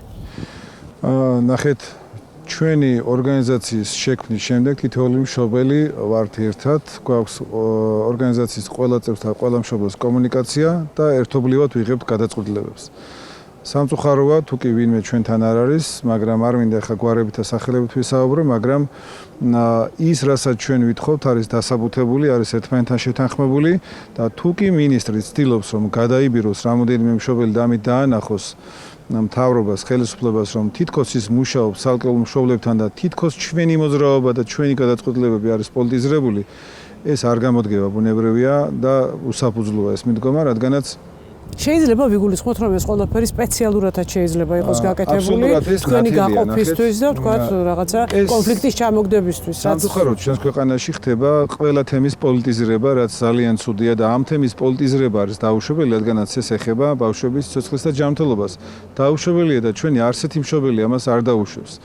შესაბამისად ის რომ თითქოს და მას აქვს კომუნიკაცია მშობლებთან, ეს არის შეცდომაში შეყვანის მცდელობა. და მშობლების. რა თქმა უნდა, მშობლების ალბათ 2 თუ 3 მშობელი არც კი აქვს მასთან ურთიერთობა, ამით დაანახოს, ესე რომ ვთქვათ, მთავრობას თუნდაც პრემიერს, სადაც ჩვენ შეკრებილები ვართ და რაღაც დოზით ვფიქრობთ, რომ პრემიერის შეცდომაშია შეყვანილი და დღემდე არავინ შეხვედრია, ჩვენ და აქ ვდგევართ, არავინ გარდა ამ პოლიციელებისა ჩვენთან არავის კომუნიკაცია არ გააჩნია. შესაძლებელია ამას ემსახურებოდეს და შემადგენელი ნაწილი იყოს იმის, რომ სხვა პირები შეიყვანოს შეცდომაში სამწუხაროდ ჯანდაცვის მინისტრმა, იმიტომ რომ ჩვენ გვეხება ეს საკითხი, ჩვენ ვართ გაერთიანებული, ჩვენ ვართ ორგანიზაცია, რომლებსაც გვაქვს კომუნიკაცია, ბუნებრივია და გვაქვს ინფორმაცია პირველ რიგში ამ დაავადებასთან მიმართებაში, მოთხოვნას ჩვენ ვაყენებთ და ჩვენთან უნდა გქონდეს კომუნიკაცია და კიდევ ერთხელ ვამბობ, როდესაც ჩვენ ვსთავაზობთ ბატონ მიხეილ სარჯველაძეს დებატებში გამოსვლას, რათა შეცდომაში არ იქნეს შეყვანილი საზოგადოება, თუნდაც იმ არხებზე, სადაც ხშირად ვხედავთ მას და არავინ ოპონირებას არ უწევს, ამიტომ გვინდა ეს რომ ყველა კითხვას პასუხი გაეცეს საჯაროდ დებატების ფორმატში, მაგრამ სამწუხაროდ დღემდე ეს ვერ შედგა. რასაც თქვენ კითხულობთ და ბუნებრივია ინტერესის საგანი შეადგენს, ვისა აქვს ურთიერთობა, ძალიან ცუდია, თუმცა რეალურად არსებობს და არის ის მოცემულობა, რომ დაახლოებით 2 მშობელთან აქვს კომუნიკაცია. ჩვენ არ გვაქვს იმ მშობლებთან კომუნიკაცია. წარმოიდგინეთ 98 ბავშვის მშობელი დგას ერთ მხარეზე და 2 მშობელი თუ არის მეორე მხარეს. ეს მიუღებელია, თუმცა ჩვენ არ გქონია კომუნიკაცია. მაინც გამორიცხულია რა, რატომ არ უნდა იყოს გათვალისწინებული, ხო? იცით რა, თუ ის მშობლები, ვისაც ამბობს, რომ აქვს კომუნიკაცია და ჩვენ არ გქონია მასთან კომუნიკაცია, იმათაც უნდა გქონდეს ჩვენთან ბუნებრივია კავშირი და საკითხები უნდა გადაწყდეს ერთობლივად. ის რომ ვიღაცასთან კომუნიკაცია აქვს, ეს პრობლემას ვერ მოაგვარებს და ნათელია უკვე ვინც ობიექტურად აფასებს ამ პროცესებს, რომ შესაძლებელია ამით სარგებლობდეს ცალკეული პირები ან ჯანდაცვის მინისტრი, რომ დაანახოს ხელისუფლებას, რომ ეს ხალხი, ვინც ქუჩაში გამოდის, მართულია, 98 პაციენტის მშობელი და 2 მე მისმენს და სჯერავს ჩემი. ეს მიუღებელია ბუნებრივად, ეს მეთოდი არ გაამართლებს პირიქით ასე დროს ასეთი მეთოდების წარმოება არის ყოველად მიუღებელი, იმიტომ რომ ეს ეხება ბავშვების სიცოცხლეს და ჯანმრთელობას, მათ გადარჩენას. სწორ მხარეს ვდგავართ ჩვენ, სიმართლის მხარეს ვდგავართ ჩვენ, ღირსეულ ბრძოლაში ვართ ჩვენ, რადგანაც ეს ბავშვების სიცოცხლეს და ჯანმრთელობის გადარჩენას ეხება. ამიტომ მე იმედი მაქვს, რომ ამას ყველა ობიექტურად შეაფასებს და კარგად გააცნობიერებს, რასთან გვაქვს საქმე. ძალიან დიდი მადლობა. კიდევ ერთი მშობელია ჩვენთან ერთად, რომ წარმოგვიდგინოთ თქვენი თავი და თქვენი ისტორია რო გითხრათ. მე ვარ თამარი, ჩემი შვილია ლუკა, რომელიც არის ახლა 19 წლის. ჩვენ გავიგეთ ეს დაავადება 7 წლის ასაკში გაუჭირდა პირველად კიბეებზე ასვლა სკოლაში. მანამდე ვერ ვარჩნედით. მე უკვე როცა გავარკვიეთ რაც დაავადება იყო, ძალიან მტკივნეული იყო ჩვენთვის, იმიტომ რომ თვითონ ექიმებმაც არ იცოდნენ მაშინ ამ დაავადებაზე. არ იცოდნენ, არ არის ეს დაავადება, ნევროლოგიური დაავადება არ არის, ეს ორთოპედიული დაავადება არის და უკაცრავად ახლა ჩვენ მიეცით ბავშვებს წამალი, ესეთია მოწოდება. მარში შემოგვიერთდა, რომლებიც წამალს ითხოვენ, მხარდამჭერების მარში, რომლებიც უერთდებიან მშობლებს, რომლებიც ითხოვენ გამარჯვებად ბავშვებისთვის წამალს. ეს ყოველდღე ხდება, როგორც ვიცი, ხო? ყოველდღე გიერთდებიან. კი, რა თქმა უნდა, ეს არის გულწრფელი მხარდაჭერა ჩვენს პროტესტის ამ დღეებში. ეს არის ჩვენი მხრიდან უკიდურესი ზომა, მაგრამ ძალიან სასიამოვნოა, რომ ნებისმიერი პირი ბუნებრივია, ვინც მოვიდა მხარს დაგვიჭერს, იმიტომ რომ ეს კიდევ ერთხელ ვიმეორებ, ეხება ბავშვების სიცოცხლეს და ჯანმრთელობას და ყველა ადამიანის ნებისმიერი მოქმედება არის ღირსეული, დასაფასებელი, რადგანაც ისინი ჩვენ გვერდში გვიდგანან, ჩვენ შვილებს უდგანან გვერდში და ყველა იშვიათ დაავადებაზე ბუნებრივია, ესე უნდა ხდებოდეს, საზოგადოება უნდა ერთიანდებოდეს, უნდა იყოს კონსოლიდაცია საზოგადოების, აქ არ არის პოლიტიკური თემა, არ არის თუნდაც სოციალური პირობების გაუმჯობესება ან სხვა თემა, ეს არის სიცოცხლის გადარჩენა და ბავშვების და როდესაც რაიმე საკითხი წყდება ქვეყანაში, უპირატესად ყველა შემთხვევაში უნდა იქნეს გათვალისწინებული არასრულწლოვანი საუკეთესო ინტერესები, ბავშვების და პაციენტის საუკეთესო ინტერესები, მით უმეტეს იმ ფონზე, როდესაც ჩვენ მიერთებული ვართ ბავშვის უფლებათა კონვენციას. სხვათა შორის, ახლა მაკუნა მინდა, მაკუნას ვთხოვო, ხო? აი ბრძოლის ერთ-ერთი ყველაზე ესეთი მაკუნა იქნებ ცოტა, ხო. თუ არ შეწუხდებით, მობრძანდით. ესეთი ერთ-ერთი ყველაზე მნიშვნელოვანი, როგორ ბრძანდებით? კარგად. რისთვის მოხვედი? გინდა წამალი შენი მეგობრებისთვის, ხო? კი. აჰა, ძალიან დიდი მადლობა. მაკუნა მე მახსოვს აქონდროპლაზიის სამაგალითო ბრძოლა შეიძლება ითქვას ბავშვებისთვის, აი ამ ტერიტორიაზე მახსოვს ყველაზე ესეთი ხმაურიანი ბრძოლა. როგორ ფიქრობთ, რა უნდა გააკეთონ ადამიანებმა, რომლებსაც ეუბნებიან, რომ წამალი ვერ იქნება ჩამოტანილი, სხვადასხვა მიზეზის გამო. მიზეზს აბსოლუტურად მნიშვნელობა არ აქვს. ხო, მშობლისთვის არ არსებობს არჩევანი, რომელიც ამ დროს შეიძლება გააკეთო. მშობლისთვის არსებობს ამ დროს მხოლოდ ერთი ბავშვის გადარჩენაზე ზრუნვა. აქ არ არის რაღაცა სხვა გზა, რომელსაც შეგიძლია მიმართო. ამიტომ რაღაცნაირად შეუჩერებელი ბრძოლა, ვერ დაბრუნდები სახლში, როდესაც ამ გზას შეუდგები, ვერ დაბრუნდები სახლში დამარცხებული და ვერ ჩახედავ შენ შვილს თვალებში, როდესაც და ვერ ეტყვი, რომ ის შესაძლებლობა, რასაც მსოფლიო ცივილიზაცია იძლევა, შენთვის ვერ იქნება, იმიტომ რომ მე რაღაცა დავაკელი. სხვათა შორის ექიმმა, რომელიც ახლა არის ჩართული აკონდროპლაზიის თემასთან დაკავშირებით, ეკა კანდელაკი იაშვილის ექიმი. ხო, სწორედ მან თქვა, რომ ახლა არის რამდენიმე ტიპის შედეგი დადგა აი ამ წავლის მიღების შემდეგ.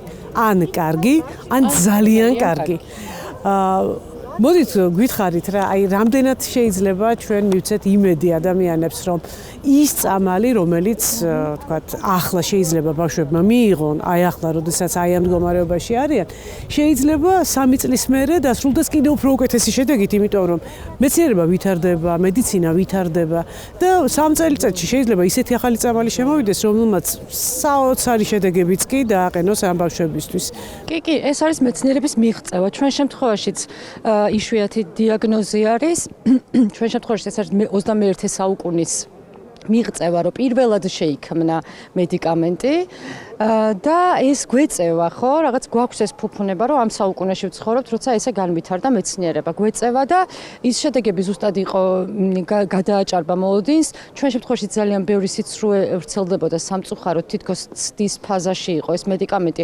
რეალურად მრავალი წელი გადიოდა ეს მედიკამენტი ცდას და FDA-ის დამტკიცება უკვე გულისხმობს იმას, რომ უსაფრთხოა ჩვენი შვილებისთვის და ეს შესაძლებლობა ხელიდან როგორ უნდა გაუშვა, როდესაც დრო შენ წინააღმდეგ და ბავშვის წინააღმდეგ მუშაობს. ხო, ეს არის საკმაოდ მნიშვნელოვანი ისეთი წინააღმდეგობა შეხვდათ ძალიან დიდი. მე მახსოვს თქვენი აი როგორი ბრძოლა იცით, აი მართლა გული მისკდებოდა, როცა აი აქ ვიდექით ხოლმე და უყურებდი ადამიანებს, რომლებიც მე ვერ წარმომიდგენია სხვანაირად შვილისთვის როგორ უნდა იბრძოლო. მისი სიცოცხლისთვის და ძალიან ბევრ პარალელს ვავლებ. ამ შემთხვევაშიც მშობლებს არ დაუწყიათ ქუჩიდან. ჩვენ შემთხვევაშიც არ დაგვიწყია ქუჩიდან. იყო ჯერ მოლაპარაკებები, როდესაც ეს მედიკამენტი FDA-მ დამტკიცა, მას მერე მოლაპარაკების რეჟიმზე ვიყავით, მაგრამ სამწუხაროდ აი იშვიათი დიაგნოზი რომ არის და უმცირესობა რომ ვართ, სამწუხაროდ ფაქტი არის, რომ იგნორს ვიღებდით რა. ეს წელიწადნახევარი ჩვენ მოლაპარაკების რეჟიმში ვიყავით და გვაიგნორებდნენ მნიშვნელოვნად არ აღიქვამდნენ ესე იგი რამდენიმე ბავშვს სამწუხაროდ და უკვე ხმაური იყო ერთადერთი გზა, რას გამოსავალი და სხვა მათი მხრიდანაც ესე იგი სიმართლე და ფაქტი იყო ის, რომ წამალი უკვე არსებობდა და ეს შესაძლებლობა ბავშვებისთვის მონდომება სჭირდებოდა, თორემ როგორც გითხარით, შეიძლება ძვირადღირებულ მედიკამენტზეა საუბარი, მაგრამ იქ კიდევ ბევრი პროცედურა, ფასის დაკლება ხდება ხოლმე სახელმწიფოს შემთხვევაში. ხა მე ინდივიდმა რო შევიძინო წამალი, ჩემთვის სხვა ფასია, მაგრამ სახელმწიფო რო შეიძენს ხოლმე სხვა ფასია. ასე რომ აქ უფრო მონდომებაზე და ნებაზე ვიდრე იმაზე რომ ცოდნაზეც ალბათ არა აუცილებლად ცოდნაზეც და სურვილზე რომ მიუხედავად რაოდენობისა და მიუხედავად იმისა რომ ეს არის იშვიათი დიაგნოზი მნიშვნელოვანი და პრიორიტეტი იყოს მათთვის იმ შესაძლებლობის მიცემა რასაც გაძლევს იმდროინდელი ცივილიზაცია და მეცნიერება. ანუ ჩვენ თავისთავად ცხადია შეგვიძლია ვთქვათ რომ ნებისმიერ შემთხვევაში ეს მოთხოვნა და ბრძოლა უნდა გაგრძელდეს. სხვანაირად წარმოუდგენელია და რას ურჩევდი მშობლებს რომ მკითხეს იმ დღეს და არაფერი რჩევა არ შეიძლება. ერთადერთი რაც ჩვენ ახლა გვჭირდება საზოგადოებას ერთმანეთისგან, ეს არის მხარდაჭერა, თორემ მშობელი ესე ვერ გაჩერდება. ერთადერთი გვჭირდება მხარდაჭერა, გაერთიანება, სოლიდარობა და გამხნევება ერთმანეთის. გამხნევება სახეზეა, სოლიდარობა სახეზეა. მე ძალიან მიხარია რომ დღეს აი ამდენი ადამიანი თქვენს მხარდასაჭერად ეს მარში მოვიდა, რომ გამოიხატა თავისი სოლიდარობა სწორედ თქვენს მიმართ. ჩვენ ახლა სარეკლამო ჭრაზე გავალთ და დავბრუნდებით ეთერში უკვე სპეციალისტებთან ერთად ვისაუბრებთ შესაძლებლობებზე, რომელიც ბავშვებისთვის უკვე არსებობს და როგორ განწყობილებას მიიღებს ამ შემთხვევაში ჯანდაცვის სამინისტრო.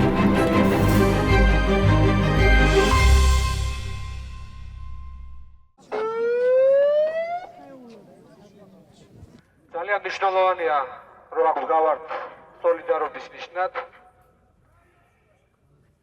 სანამ ეს აფთინაღმდეგობაში ჩავერთობდით მეც და ალბათ ძალიან ბევრი ჩვენთაგანი სხვა რამით ვიყავით დაკავებული, მე პირადად წლების განმავლობაში მუშაობდი და ვიბრძოდი ბავშვთა უფლებებისთვის. ამ სფეროში ვიყავი და ეს მეგაფონი ფაქტობრივად ბოლო 2 წელი არის დავიჭირე, იმიტომ რომ სხვანაირად ბავშვის უფლებების დაცვა შეუძლებელი გახდა და იმ საქმის კეთება შეუძლებელი გახდა, რაც მე მიყვარდა თავის დროზე. ეს ეხება ფაქტობრივად ყველა სფეროს. ჩვენ რატო ვართ წინააღმდეგობაში? ხო, ჩვენ გვინდა ქვეყანა, სადაც ყველა ბავშვის უფლებებია დაცული, ჩვენ გვინდა ქვეყანა, სადაც განსაკუთრებით ეს მოწყვლადი ჯგუფები არიან დაცულები, კალთა უფლებები არის დაცული, მშობელების უფლებები არის დაცული, მაღაროელების, ანუ ყველაფერი არის საფუძველი იმისა, რომ როდესაც ესეთი ტიპის რეჟიმი ყალიბდება, როდესაც არის ესეთი აღვირახსნილი კორუფცია, ელიტა მდიდრდება, ყველა მოქალაქეები, ვინც უბრალო მოქალაქეები რჩებიან დაუცველები და შესაბამისად ყველასთვის ბრძოლა ხდება საჭირო. ამიტომ როდესაც რუსთაველი საზოგადოება აქ სოლიდარობას უცხადებს, ჩვენ ვფიქრობთ ეს ყველაფერი ერთმანეთთან გადაყოლია, იმიტომ რომ ეს არის შედეგი ზუსტად იმისა, რომ არის აბსოლუტური უპასუხისმგებლობა, კორუფცია და რესურსები იხარჯება სხვა მიმართულებით და ძალიან მინიმალური რესურსებია ჩვენ ვიცით რამოდენიმე ამათი გზავრობის და დუბაიში და სხვა ქალაქებში ჩასვლის, რომელიც შეიძლება ბავშვების გამოკვლევას და მერე მკურნალობას ეყოს. ამიტომ ზუსტად ამიტომ არის მეგობრებო მნიშვნელოვანი წინააღმდეგობა, ამიტომ არის მნიშვნელოვანი სოლიდარობა, იმიტომ რა გვაქვს ჩვენ თავარი. სოლიდარობა არის ყველაზე ძლიერი იარაღი. ჩვენ აღმოჩნდით ისეთ მდგომარეობაში, რომ სახელმწიფო ინსტიტუტები ფაქტობრივად აღარ გვაქვს, უფლებების დაცვა სასამართლო გზით ფაქტობრივად შეუძლებელი გახდა და ერთადერთი ძლიერი იარაღი და ის გზა, რითაც შეგვიძლია ჩვენ წარმატებას მივაღწიოთ და დავიცვათ ადამიანები, დავიცვათ ეს ბავშვები, არის მხოლოდ ეს წინააღმდეგობა და მშვიდობიანი პროტესტი. ამიტომაც უნდა დაუდგეთ ერთმანეთს, ყველა გვერდში უნდა დაუდგეთ გვერდში ამ ბავშვებს, სხვა ჯგუფებს და ამ სოლიდარობით და წინააღმდეგობით შეიძლება ზუსტად ჩვენ შევძლოთ და მივაღწიოთ იმას, რომ ყველა ადამიანი იყოს დაცული და მერე ისეთი ქვეყანა მოვიპოვოთ, სადაც ესეთი წინააღმდეგობა და ბრძოლა არ დაგჭირდება ადამიანის უფლებების დასაცავად. მიაწით ბავშვებს დამალი! მიაწით ბავშვებს დამალი! მიაწით ბავშვებს დამალი! ბრუნდებით ეთერში, ჩვენ ახლა ვაგრძელებთ ამ თემაზე საუბარს და სამწუხაროდ დისკუსიას ვერ ვაგრძელებთ, იმიტომ რომ ჩვენთან ეთერებში არ დადიან ქართული ოცნების წარმომადგენლები, არა და საინტერესო იქნებოდა, რა თქმა უნდა, ამ ეტაპზე ჯანდაცვის მინისტრის პოზიციების მოსმენაც, მასთან კამათიც, იმიტომ რომ მართლა ძალიან მნიშვნელოვან თემაზე ვსაუბრობთ ახლა და ჩვენთან ამ წუთას ასეთ საგარეო სტუდიაში არიან უკვე ექიმები ვახო კალოიანი, ლაშა უჩავა, ანიკა ვთარაძე. ძალიან დიდი მადლობა იმისთვის, რომ ესეთ ექსტრემალურ სიტუაციაში ხართ ჩვენთან ერთად და უნდა ვისაუბროთ მართლა ძალიან მნიშვნელოვან პრობლემაზე. ეს არის დუშენის სინდრომის მქონე პაციენტების მკურნალობა.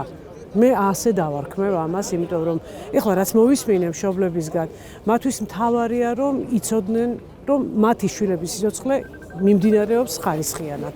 რომ ეს არ არის ის შემთხვევა, როცა ადამიანი ელოდება რაღაც გამოუვალ მდგომარეობას. ani როგორია თქვენი თვალთახედვით ამ წუთას სისტემის დამოკიდებულება ამ ადამიანების მიმართ? დიახ, ჩემი აზრით და ალბათ ჩემი კოლეგებიც დამეთანხმებიან, დღევანდელ დღემდე არ მოვიდოდა და ეს ამბავი აქ არ იქნებოდა, არ ჩვენ ვიდგებოდით აქ სისტემა, რომ ყოფილიყო ემპათიური პაციენტებისადმი, რომლებთან დაკავშირებითაც პასუხისმგებლობა აქვს აღებული ჯანდაცვის სამინისტროს და იმ ადამიანს, ვინც თავს ჯანდაცვის მინისტრს უწოდებს, იმიტომ რომ მისი პირდაპირი მოვალეობაც არის და პასუხისმგებლობაც ის, რაც დღეს აქ ხდება და მისი შეცდომების დამსახურებაც ალბათ. თუმცა ani მე მაინც მინდა აქვე ჩაგეკითხოთ, რამდენად ასევე არის პასუხისმგებლობა იმ ექიმების, რომლებსაც თქვა პროფესიით იურისტი, მინისტრი შეიძლება კითხვას უსვამდეს. რა თქმა უნდა არის, მაგრამ მე ამ შემთხვევაში ჩემს კოლეგებს, რომლებიც კონკრეტულად ამ პაციენტებს მართავენ, ალბათ ვერაფერში დავადანაშაულებ, იმიტომ რომ ისინი აკეთებენ ყველაფერს და აკეთებდნენ ჩემი ინფორმაციით ამ მომენტამდე. არა მხოლოდ პროტოკოლი, რომელიც დამტკიცებული არ არის, არამედ მათზე ზრუნვის ნაწილშიც და ამას მშობლებიც დაგიდასტურებდნენ ალბათ, იმიტომ რომ მათ ძალიან დიდი შრომა გასწიეს იმისთვის, რომ გაეკეთებინათ კონკრეტულად ამ დიაგნოზის მქონე პაციენტების რეგისტრი, რაც ასევე სახელმწიფოს ვალდებულებაა და არა კერძო ინიციატივის, ამ შემთხვევაში ექიმების, ეს ძალიან დიდი დამსახურებაა სწორედ ექიმების და წინ გადადგმული ნაბიჯია. ანუ რეგისტრი არის ის, რითიც უნდა დაიწყოს ზოგადად პროცესი, რითიც უნდა დაიწყოს ზოგადად პროცესი, რითიც უნდა აღწერო და ხელის გულზე გქონდეს, ასე ვთქვათ, კონკრეტულად რომელი დიაგნოზის, რა ტიპის მუტაციის, რამდენი პაციენტი გყავს, იმისთვის რომ შემდგომ დაიწყო უკვე სისტემურად მიდგომა და მოქმედება. ამის გარდა ეს ადამიანები წლების მანძილზე ცდილობენ თანამშრომლობას განვითარებულ ქვეყნებთან, მათ შორის სამეცნიერო ნაწილში, ასევე პრაქტიკულ ნაწილში ცდილობენ რომ ეს ინოვაციები დანერგონ, შემოიტანონ საქართველოში და ამავდროულად ცდილობენ კოორდინირებას სამინისტროსთან და ლობირებას საკუთარი პაციენტების. ამიტომ ამ შემთხვევაში ნამდვილად მადლობის მეტი ჩემი კოლეგებისადმი არაფერი მეთქმის და ძალიან დიდი იმედი მაქვს რომ კონკრეტულად ეს ექიმები, უბრალოდ ამ ექიმებს შესაძლებლობა მიეცემათ რომ თანამედროვე მიდგომებით, მედიკამენტებით თუ მართვის ტიპით და მათ შორის პროტოკოლითაც უმკურნალონ საკუთარ პაციენტებს, რომლებსაც ამდენი ხნის მანძილზე ზრუნავდნენ და ზრუნავენ ამ წუთისთვისაც. ვახო, სულ არის ლაპარაკი რომ ეს არის იშვიათი დაავადება, რომ იშვიათი დაავადებისთვის წამალი, თუნდაც გადავადება პროცესების საკმაოდ ძვირადღირებული სიამოვნება და როგორც წესი იწყება ლაპარაკი იმაზე, რომ ჩვენ ღარიბი ქვეყანა ვართ. თუმცა მე შემიძლია ვთქვა, რომ ბევრი ევროპული ქვეყნისთვისაც შეიძლება ასე ერთი ხელის ვთქვათ, მოსმით ძალიან რთული იყოს ამ ტიპის დაავადებებთან ბრძოლა. ასეთ შემთხვევაში პასუხისმგებლიანი სახელმწიფო და ემპათიური სახელმწიფო როგორ იქცევა? ემპათიური სახელმწიფო ქმნის სისტემას, სადაც ეს მართლაც ერთ-ერთი ყველაზე მძიმე მდგომარეობაში მყოფი ადამიანები ღებულობენ მაქსიმალურ მხარდაჭერას, რაც გულისხმობს მყარ მტკიცებულებებზე აგებულ თანმიმდევრულ სისტემას, რომელიც მოწოდებულია აღმოაჩინოს ეს დაავადებები, აამაღლოს ცნობიერება მოქალაქეების, შეიტანოს ცოდნა მათ შორის სამედიცინო სისტემაში, რათა ეს დაავადებები დროულად იქნეს აღმოჩენილი და შემდეგ გაუმკლავდეს ყველა ისეთ ჭყალებში საბიუჯეტო შოქს, რომელსაც იწვევს მაგალითად ძვირადღირებული მაღალტექნოლოგიური მედიკამენტის შემოსვლა ბაზარზე და საბედნიეროდ ტექნოლოგიურ პროგრესთან ერთად ეს ტემპი იზრდება. ოღონდ ჩვენ ამ სისტემასთან ვართ ძალიან შორს სამწუხაროდ, რომ არა მშობლების აქტიურობა რეალურად პაციენტები კონკრეტულად ამ დიაგნოზით და უნდა თქვა, რომ იშვიათი დაავადება უამრავია საქართველოში, საერთაშორისო სტატისტიკის თქვათ გადმოტანით, პროექცირებით საქართველოში დაახლოებით 130,000 ადამიანი არის ჯამში. ოღონდ ეს არის მცირე ჯგუფები, მაგრამ ჯამში საკმაოდ დიდი რაოდენობა ადამიანების 10,000-მდე, 10,000-მდე დიაგნოზია იშვიათი დაავადების, ისინი დარჩენილი იყვნენ ელემენტარული მხარდაჭერის გარეშე. მაგალითად, ის დადგენილება, რაც ახლა აი ამ მშობლების აქტიურობის შედეგად შეიტანეს მთავრობაზე განსახილველად, ჯერ შეიტანეს და პროექტია გამართული არ არის, ეს სერვისი, ეს მხარდაჭერა ამ ადამიანებს არ ქონდა და ამაში შედის საბაზისო მხარდაჭერა, რაც ამ ადამიანების ხაზს უსვავს სიცოცხლის გახანგრძლივებისთვის და არა ეტლის კამი და რაღაცა კომპილაციები, სიცოცხლის გახანგრძლივებისთვის არის ძალიან მნიშვნელოვანი, გადაუდებლად მნიშვნელოვანი. ზოგადად იშვიათი დაავადების დიაგნოზის მქონე პაციენტებს ეძახიან, ვთქვათ, ობოლს პაციენტებს, ისინი ძალიან ხშირად რჩებიან სისტემის ყურადღების მიღმა და მათი მხარდაჭერა, მათი ჯანმრთელობა და მათი სიცოცხლე უხშირესად დამოკიდებულია მშობლების, მოქალაქეების, საზოგადოების აქტივობაზე. ის რომ აქონდროპლაზიის დიაგნოზის მქონე ადამიანებმა დუშენის დიაგნოზის მქონე ადამიანები დარწმუნებული ვარ მიაღწევენ მის შედეგს, რომ ღებულობენ ამას მშობლების და საზოგადოების ზეწოლის შედეგად, ეს სამწუხაროდ მიღებული პრაქტიკაა ბევრ დასავლურ ქვეყანაშიც, ბევრ დიდარ ქვეყანაშიც, განვითარებულ ქვეყანაშიც ადვოკატირება, პრომოცია ამ სხვა დიაგნოზის და მხარდაჭერის არის რეალურად ის, რის გამო შემდეგ სისტემები ყურადღებას აქცევენ. რომ განსხვავება ერთ რამეშია. ცივილიზებული საზოგადოება, პასუხისმგებლიანი ხელისუფლება და პასუხისმგებლი სახელმწიფო თავად უწყობს ხელს ადვოკატირებას, თავად უწყობს ხელს ოჯახებს, თავად უწყობს ხელს პროფესიულ თემს, თავად უწყობს ხელს ოჯახის წევრებს, რომ ეს ცოდნა რაც შეიძლება მეტი იყოს, მეტ ინფორმაციაზე კონდეს ცდომა, უფრო აქტიურები იყვნენ საზოგადოების, რაც შეიძლება ფართო ფენა მიცოდეს ამ პრობლემის შესახებ. და არა ის, რომ ემუქრებიან მშობლებს პირდაპირ რაღაც მედიკამენტებზე ეუბნებიან, რომ თუ ტონს შეცვლიან და ხმას დაუწევენ, შეიძლება რაღაცა მედიკამენტი საჩუქრად მისცენ, აბრალებენ რეალურად დღევანდელი პროპაგანდა ამ ადამიანებს აბრალებს, რომ შეიკრიბა 60 პათოლოგი ადამიანი, რომელსაც უნდა რომ საკუთარ შვილებს გაუკეთოს საუკეთესო შემთხვევაში ცარცი და იბრძვის ამისთვის. ამას გვეუბნება დღეს პროპაგანდა და კომპილირებენ ორი დიდი სისტემა არის დუშენის მკურნალობის, ერთი გენეტიკური და ეგზონთერაპია და მეორე ანთების საწინააღმდეგო.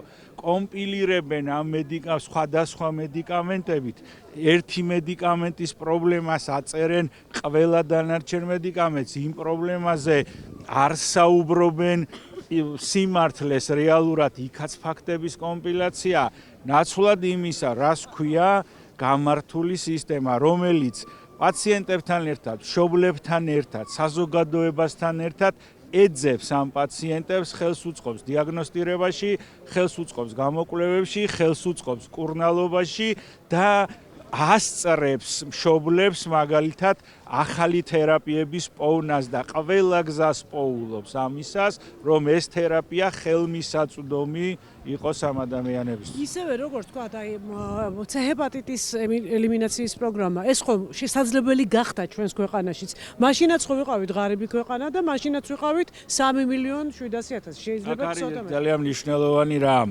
C ჰეპატიტის ელიმინაციის პროგრამის დაწყება აქ შესაძლებელი გახდა ჩვენი პარტნიორების, მეგობარი ქვეყნების, მეგობარი კომპანიების, მეგობარი კონსორციუმების მხარდაჭერით.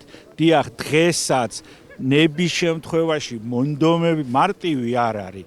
არავინ იფიქროს, რომ აი ესე ერთი ხელის დაკვირით და ერთი ნაბიჯით გადაწყდება ამ ადამიანებს, თორე ეს არის ძალიან მძიმე შრომა, რომელიც მოითხოვს მაღალ კვალიფიკაციას, ხაზს უსვავ, მაღალ კვალიფიკაციას და მოითხოვს ძალიან დიდ პასუხისმგებლობას. ეს პრობლემა დიდია, ხანგრძლივია, მოცულობითია, მძიმეა, მარტივი არ არის, ოღონდ გადაწყვეტადია და პასუხისმგებლიანი საზოგადოება და პასუხისმგებლიანი სახელმწიფო ნიშნავს ამას, რომ ის არის პარტნიორი ამ ადამიანების და არა ოპონენტი, არა დამბრალებელი, არა კომპილატორი, ის არის პარტნიორი ამათი.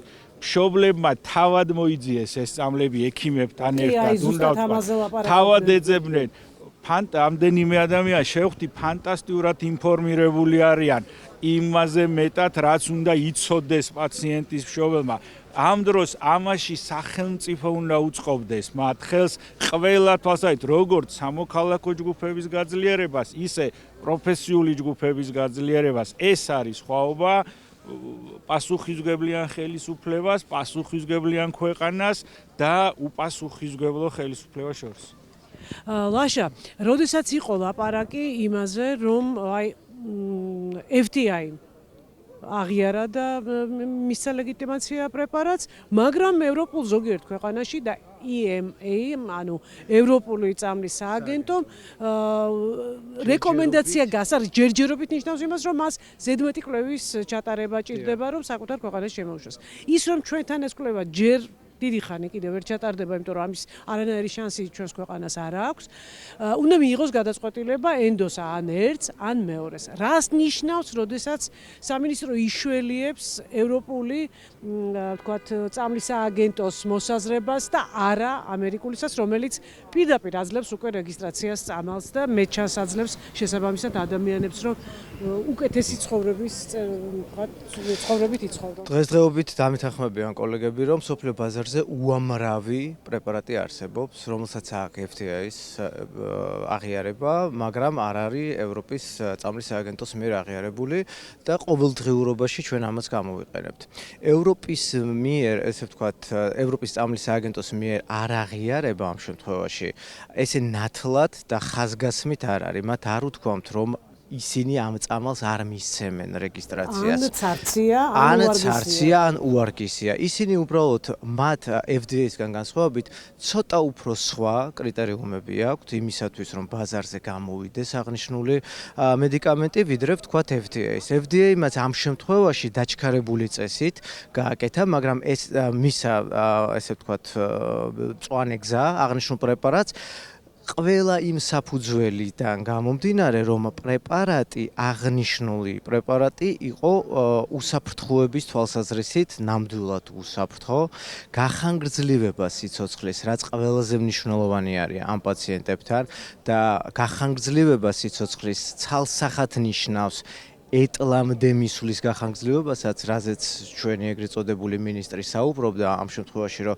თურმე აღნიშნული პრეპარატი სიცოცხლეს კი არა, ეტლამდე მისვლის გახანგრძლივებას, სწორედ ეტლამდე არ მისვლა, ეს ნიშნავს იმას, რომ პაციენტის ცხოვრების ხარისხი არის გაუმჯობესებული.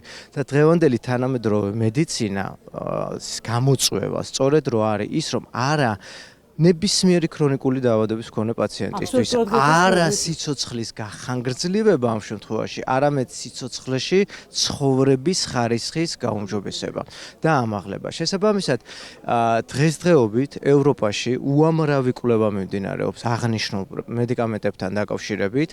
ამის უფლება აქვს იმ ქვეყნებს და ამის უფლებასაც გასცემს ევროპის წამლის სააგენტო, რომ აღნიშნულ მედიკამენტზე ჩატარდეს კვლევა, რათა მოპოვებული იყოს სხვადასხვა ტიპის, ესე ვთქვათ, მტკიცებულებები და შესაბამისად მან თამამად შემდგომში მისცეს წამალს რეგისტრაცია. ზოგიერთი ქვეყანა, საერთოდაც ევროპის ზოგიერთმა ქვეყანამ თვითონვე დაიწყო კომუნიკაცია კომპანიასთან, ფარმაცევტულ კომპანიასთან, რომელიც აწარმოებს აღნიშნულ პრეპარატს იმისათვის, რომ დაბალი ფასები შეეთავაზებინა თავისი ესე ვთქვათ, დაავადებული ადამიანებისათვის. თავისი მოსახლეობისათვის. ერთგან წავიკითხე ესეთი რაღაცა, რომ თუ თქვათ, მათთვის საინტერესო შეიძლება არ იყოს ჩვენი ქვეყანა, რადგან რაოდენობრივად ცოტანი ვართ და მით უმეტეს იშვიათი დაავადება, რამდენად იქნებოდა შესაძლებელი, რომ თქვათ, ამ შემთხვევაში საქართველო, აზერბაიჯანი, სომხეთისთვის, ანუ ამიერკავკასიის ქვეყნები, აი რაღაცა координация აბსოლუტურად ესეთი უამრავი კვლევა არსებობს დღესდღეობით, მათ შორის საქართველოშიც რანდომიზებული კვლევები, სადაც ჩართული არიან პაციენტები თავისი ნებით. მათ იციან აღნიშნული პრეპარატის შესახებ, აქვთ ინფორმაცია, პრეპარატი არ არის რეგისტრირებული, მაგრამ ისინი თანხმობას განაცხადებენ იმასთან მიმართებაში, რომ აღნიშნული პრეპარატი მიიღონ. სწორედ იმიტომ, რომ პრეპარატი საერთოდ როცა გამოდის კვლევაზე, ბაზარზე და ის სანამ მოვა იმ კონდიციამდე, რომ ადამიანზე უკვე ჩატარდეს აღნიშნული კვლევა, ის გადის უამრავ საფეხურს და ადამიანზე ტარდება მხოლოდ და მხოლოდ, ანუ საკვლევი პრეპარატი ადამიანამდე მოდის მაშინ პაციენტამდე, როდესაც მისი უსაფრთხოება არის დადასტურებული. ანუ აქ არც ერთ ფარმაცევტულ კომპანიას, არც ერთ ექიმს და ამ შემთხვევაში არც ერთ მშობელს, რა თქმა უნდა, მის შვილზე ექსპერიმენტის ჩატარება კი არ უნდათ. მათ იციან ამ პრეპარატის ესე ვთქვათ, მოქმედება და მერწმუნეთ 3-დან 5 წლამდე გახანგრძლივება ეტლამდე არ მისulis, ეს ძალიან დიდი პროგრესი არის, იმიტომ რომ მედიცინა იმდენად სწრაფად ვითარდება, ამ 3 წლის განმავლობაში ჩვენ შეიძლება მივიღოთ ნამდვილად ის პრეპარატი, რომ არა გახანგრძლივება, ვთქვათ, 5 წლით, არამედ შემდგომში მოხდეს უკვე 10 წლით, 15 წლით და ჩვენ ამით გარკვეულ, ესე ვთქვათ, ბაზას ვამზადებთ. ეხლა რაც შეეხება იმას, რომ შესაძლებელია თუ არა, რომ ამიერკავკასიაში ყოფილიყო, ამიერკავკასიაში კი არა შესაძლებელი იქნებოდა სახელმწიფო რომ ნამდვილად ზრუნავდეს თავის მოსახლეობაზე, მხოლოდ და მხოლოდ საქართველოში ამ მცირე ჯგუფისთვისაც გარკვეული კვლევა უკვე დაწყებულიყო, ბაზისური კვლევა, თუნდაც ის მიმდინარეობა, რომ ამ კვლევამდე, ანუ კვლევაში ჩართვამდე მისულიყვნენ პაციენტები. აქ იგულისხმება დიაგნოსტირება, აქ იგულისხმება ყველა ის რაც ანიმ აღნიშნა ხო, მუტაციური, ესე ვთქვათ, ტესტების ჩატარება და ასე შემდეგ. იმისათვის რომ მოხდეს პაციენტ, ანუ აი ვახომაც თქვა, ეს არ არის რაღაცა ჩვენ მოვინდომოთ და ხვალ უცებ პაციენტი ჩაერთოს კვლევაში. ამას მუშაობა ჭირდება, თავისთავად დიდი მუშაობა ჭირდება. ხო, აი ანის მინდა ზუსტად ვკითხო, ახლა აქონდროპლაზიის შემთხვევაც ახსენა, ვახომ და იქ არის ესეთი ძალიან საინტერესო ფაქტი, რომ აქონდროპლაზიის აი ეხლა როგორც კი ჩაერთნენ ქართველი ექიმები და მიიღეს წამალი, უკვე ევროპულ კვლევებში მონაწილეობის უფლებაც თავისთავად მოიპოვეს და ეს ყველაფერი გაერთიანდა, რაც ნიშნავს იმას, რომ შენ უკვე წვდომა გაქვს ისეთ სიახლეებზე და ისეთ მნიშვნელოვან ინფორმაციაზე, რაც შეიძლება მართლა სასიცოცხლოდ მნიშვნელოვანი იყოს უკვე პაციენტებისთვის და მომავალი, ვთქვათ, პაციენტებისთვისაც მათ შორის და ზოგადად საზოგადოებისთვის. ანუ ამ შემთხვევაში რატომ აქვს განსაკუთრებული მნიშვნელობა, რომ დუშენის სინდრომის მქონე ბავშვებისთვისაც ხელმისაწვდომი იყოს წამალი, რა შანსებს უხსნის ეს უკვე ექიმებსაც და შესაბამისად პაციენტებსაც. აქ ალბათ ორ მნიშვნელოვან საკითხზე უნდა გავამახვილოთ ყურადღება. პირველი ეს არის ის, რომ დღეს ჩვენი სახელმწიფო ფაქტობრივად კეტავს გზას ევროკავშირისკენ და განვითარებული სამყაროსკენ, რაც ზღუდავს ხელმისაწვდომობას. რა თქმა უნდა, პირდაპირ კავშირშია. მიუხედავად იმისა, რომ ჯანდაცვის დაფინანსების ნაწილში ყოველთვის ლმობიერია დასავლეთი ზოგადად ასეთ ქვეყნებთან მიმართებაში, იმიტომ რომ ადამიანის ჯანმრთელობას ეხება და ეს მათთვის ყველაზე ღირებულია განსხვავებით ჩვენი შიდა პოლიტიკისგან. და ეს პრობლემები მთელ მსოფლიოში ერთად იგივეა, ბუნებრივია. დაფინანსების ნაწილში ბევრად ლმობიერნი არიან ასეთ სიტუაციაშიც კი, როდესაც ქვეყანამ გადაუხვია ევროინტეგრაციის გზიდან, მაგრამ ამის მიუხედავად ფაქტობრივად მთელი რიგი შეზღუდვები გვიდგება ჩვენ ბარიერად აი ამ ასეთ სიტუაციაში, მაგრამ თუ კი ჩვენ გავაგრძელებთ სვლას ევროკავშირისკენ, არაერთი შესაძლებლობა გვეხსნება, განსაკუთრებით მათ შორის, მას შემდეგ რაც ევროკავშირის წევრი გავხდებით, ვინაიდან ფაქტობრივად ერთიანი ჯანდაცვის სისტემის ნაწილი ხდები, სადაც უამრავი ფული იხარჯება, არაერთი მსხვილი ფონდი აქვთ მათ და ქსელი, ასე ვთქვათ, რომელიც ხარჯავს მილიონობით ევროს რომ გარკვეული დაავადებები დაფინანსდეს, ამ დაავადებების კვლევები, მკურნალობა და ასე შემდეგ. ეს არის ერთი, რაზეც უნდა გავამახვილოთ ყურადღება. მეორეს მხრივ, რაც თქვენ მკითხეთ უკვე, შიდა რეესტრთან ბრუნდებით ისევ რაოდენობასთან, არ მხოლოდ დუშენის კუნთოვანი დისტროფიის დიაგნოზის, არამედ ზოგადად იშვიათი დაავადებების ან სხვა დიაგნოზების მნიშვნელოვანია ამ სტატისტიკის არსებობა, ვინაიდან ის ფარმკომპანიებიც, ან ის სამეცნიერო კვლევითი ცენტრები, რომლებიც მუშაობენ კონკრეტულად ამ დაავადებებზე, ხელის გულზე ხედავენ, თქვათ, რეგიონში, სად რომელ ქვეყანაში რამდენია ამ დიაგნოზის მქონე პაციენტი, ვინაიდან ეს ხდება გარკვეულწილად ინტერესის სფერო უკვე, რომ მათ ჩადონ ინვესტიცია აი ამ ძალიან ძვირად ღირებულ მაღალტექნოლოგიურ კვლევებში და საბოლოოდ მიიღონ მედიკამენტი, რომელიც უკვე მოვა მუშა მდგომარეობაში ამ შემთხვევაში. ვინაიდან ჩვენ არ გვაქვს ერთი რეესტრი, ესეთი სისტემური სახე არ აქვს და სახელმწიფოს ინტერესი ეს ფაქტობრივად არ არის და ძალიან ფრაგმენტულია ჯანდაცვის სისტემა ამ ნაწილში, არ გვაქვს რეესტრი, არ ვართ თვალსაწიერში, ასე ვთქვათ, განვითარებული სამყაროსი. ძალიან რთულია შევქმნათ ეს მოცემულობა, რომ ვიყოთ ამ თვალსაწიერში. ბოლო იმ კვლევებში ვიღებდეთ მონაწილეობას, რაც მსოფლიოსთვის საერთოა. რა თქმა უნდა, განსაკუთრებით მნიშვნელოვანია იშვიათი დაავადებების შემთხვევაში, ვინაიდან ის იშვიათია, თავად გვეუბნება დასახელებაც ამ ჯგუფის და როდესაც თქვენ დაასახელეთ C ჰეპატიტის შემთხვევაში მნიშვნელოვანია ვიცოდეთ, რომ პოპულაციაში ძალიან მაღალი იყო შემთხვევების რაოდენობა, შესაბამისად ამ კონკრეტულ ლოკაციაზე ინტერესის სფერო, რომ ის კვლევა ჩატარებულიყო, გაცილებით უფრო მაღალი იყო, რა თქმა უნდა, სხვა ქვეყნებთან შედარებით.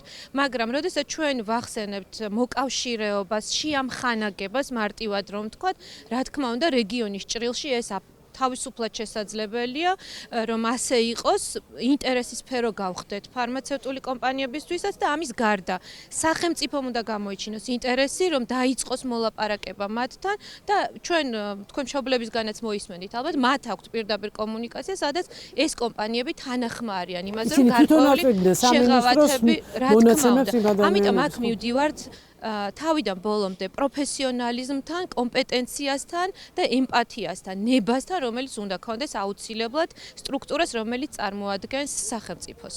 ასევე იყო ლაპარაკი ხო ფონდების ალოკაციაზე, რამდენად შეიძლება რომ მოვიცვათ ყველაფერი და ეს იყოს ჩანდეს ინტერესი ყოველ შემთხვევაში სამინისტროსი და სახელმწიფოსი აი ამ ადამიანების გადარჩენისთვის ბრძოლაში. ერთ საკითხი უნდა დავაზუსტო კვლევებთან დაკავშირებით, ეს არ უკავშირდება მედიკამენტის თავისთავად გამოცდას. ჩვენ არ წარმოვიდგინოთ, რომ რაღაცა წამალი, რომელიც ახლა დამთავრდა მეორე ფაზა, ეხლა უნდა გამოვცადოთ ჩვენ არა. მაგალითად, C-ჰეპატიტი რო დავით. C-ჰეპატიტი დიახ იყო გარკვეული კვლევის ნაწილი, ოღონდ სხვა სახის პერსონალური ეფექტი C-ჰეპატიტის მედიკამენტის ნათელი იყო. კითხვა არ იდგა, საუბარი იყო საქართველოს რატო გახდა საინტერესო, რაც ანიმახსენა. რამდენად შესაძლებელია პოპულაციურად, საზოგადოებრივი ჯანდაცვის ჭრილში. ჩვენ მედიკამენტს კი არ ვტესტავთ. იგივე დღეს რაც შეიძლება რომ აღმაშფოთებელი იყოს ამ პროპაგანდაში არის ზუსტად ეს. უამრავი მედიკამენტია, მათ შორის დუშენის სამკურნალოდ, რომელსაც ეს საკითხიც მოხსნილი აქვს.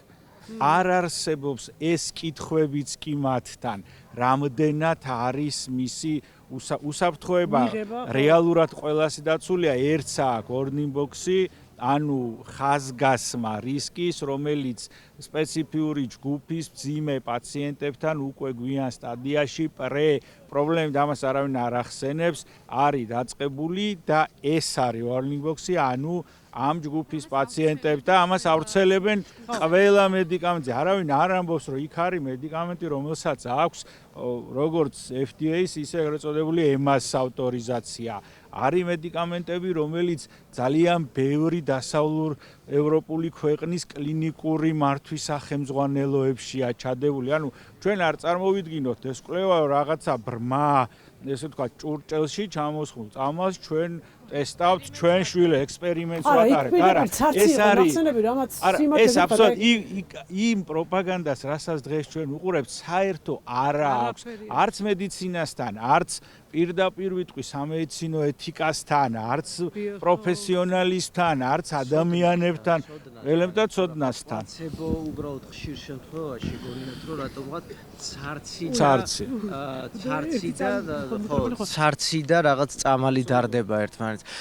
ესეთ კვლევებში პლაცებო ნიშნავს იმას, რომ რაც ვახომ ახსენა, რომ უკვე არსებული დიდი ხნის გამოცდილი პრეპარატები და ის ახალი პრეპარატის ჯგუფების შედარება ხდება უბრალოდ ერთმანეთთან, იმისათვის რომ ნახონ ეფექტურობა, გამოსავალი სად უფრო მეტია. ეხლა იმ პრეპარატზე, რომელზეც აპელირებენ აგრეთვე, რომელიც ასევე ვახომ აღნიშნა, იქ მართლა გარკვეულ კონდიციაზე, უკვე გარკვეულ ეტაპზე დაავადების არ არის, ესე ვთქვათ, ხელსაყრელი და დადებითი ეფექტის მომტანი, რომ მივცეთ, თორემ იმ ადამიანებში, სადაც საწყისი ეტაპი არის აღნიშნული დაავადების, იქ ამ პრეპარატმაც კი აჩვენა ძალიან დიდი, გახანგრძლივებული დიდი ეფექტი და მაშინ ჩვენ როდესაც ვსაუბრობთ, უბრალოდ ერთს დავამატებ უკაცრავად ვახო ჩაგეჭერით, მაშინ როცა ვსაუბრობთ ზოგადად ევროპაზე, ევროპის ესე ვთქვათ რაღაცა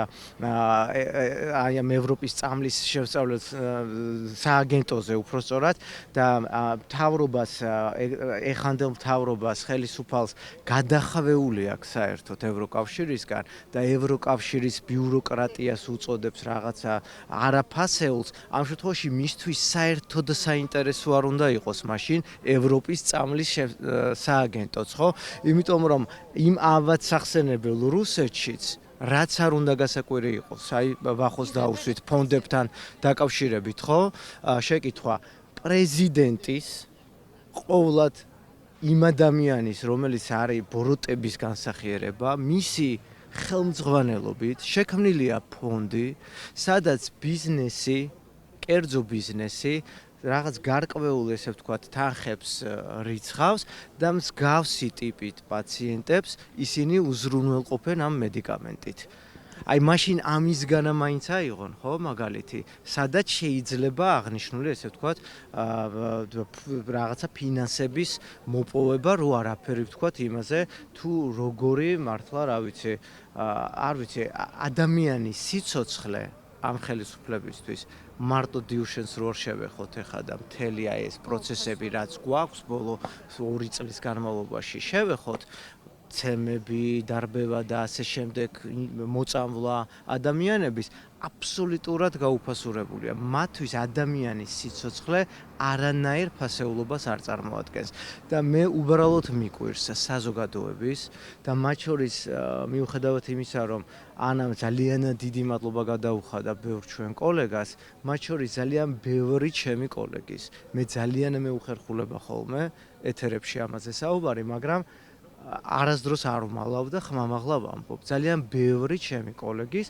მაშინ, როდესაც ისინი ჩუმად არიან. იმიტომ რომ ამ დროს სიჩუმე არის მართლაც რომ დანაშაული. ხო, იმიტომ რომ პირდაპირ ადამიანის და მithumetes პატარა ბავშვების სიცოცხლეს უკავშირდება, ეს მართლა ძალიან შემაჯამებელი, ვთქვათ, გამოსვლა თქვენი რომ იყოს ზიანის და სარგებელის შეწონვა ყოველთვის.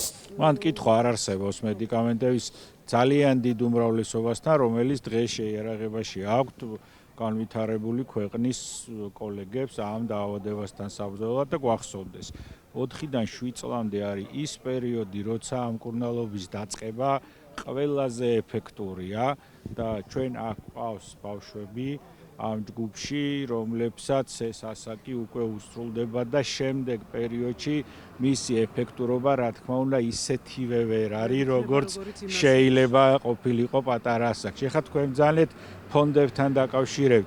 ძალიან საინტერესო ინიციატივა ჰქონდათ მშობლებს, ვთქვათ, სახელმწიფო და კერძო პარტნიორობის ფონდების და ეს მათ პასუხისმგებლობაზე მეტყველებს. ეს ადამიანები არ ამბობენ, რომ მხოლოდ ჩემ შვილებს ეს წამალი და დანარჩენი წყალსაც წაუღია. ისინი გძნობენ იმ პასუხისმგებლობას, რომ ამის უკან სხვა ბავშვები არიან, სხვა დიაგნოზით ბავშვები არიან და ესეც რომ თლიანად არ უნდათ ეს დაკიდონ სახელმწიფო ბიუჯეტს, ეს ძალიან დიდი პასუხისმგებლობა ამ ძალიან მძიმე მდგომარეობაში რბილა ვთქვათ ყოფი მშობლებისგან.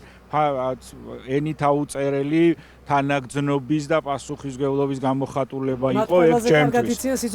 რა თქმა უნდა. რაც შეეხება თანხების ალოკაციას, რესურსების ალოკაციას, როგორ შეიძლება უამრავი მეთოდოლოგია არსებობს ამის სურვილის შემთხვევაში. საგადასახადო სისტემიდან დაწყებული, ვაუჩერული სისტემით დამთავრებული, საგადასახადო შეღავათებით დამთავრებული, ჰუმანიტარული ფონდების მხარდამჭერი საგადასახადო პოლიტიკით დამთავრებული, ძალიან ბევრი მექანიზმის, მედიკამენტის რეგისტრაციის ჯანმრთელობა ტექნოლოგიის HTA ეგრეთ წოდებული, ამ მექანიზმის დანერგვით რეგიონული შესყიდვების, რაც თქვენ ბრძანეთ, რეგიონულად შეიძლება უამრავი გზა არსებობს ამის, მაგრამ თავარი არსებობს ძალიან ბევრი გზა, გამოცდილი გზა, როგორ შეძლეს ჩვენნაირმა ქვეყნებმა და ზოგჯერ ჩვენზე ცოტა უარეს მდგომარეობაში ყოფა ქვეყნებაც კი მსგავსი ადამიანების მოვლა და გადარჩენა. მაგალითად, საგადასახადო შეღავათები ჩვენ შევძლებთ იმ ხელა ფონდის ალოკაციას, რომელიც იშვიათი დაავადებების მქონე ბავშვების მხარდაჭერას მოახერხებს. და ძალიან მნიშვნელოვანია, რომ ეს ის და აქონდროპლაზიის დროსაც კოლეგები ძალიან ბევრი, მათ შორის პოლიტიკური პარტიები და ეს რატომღაც სტიგმათ არის.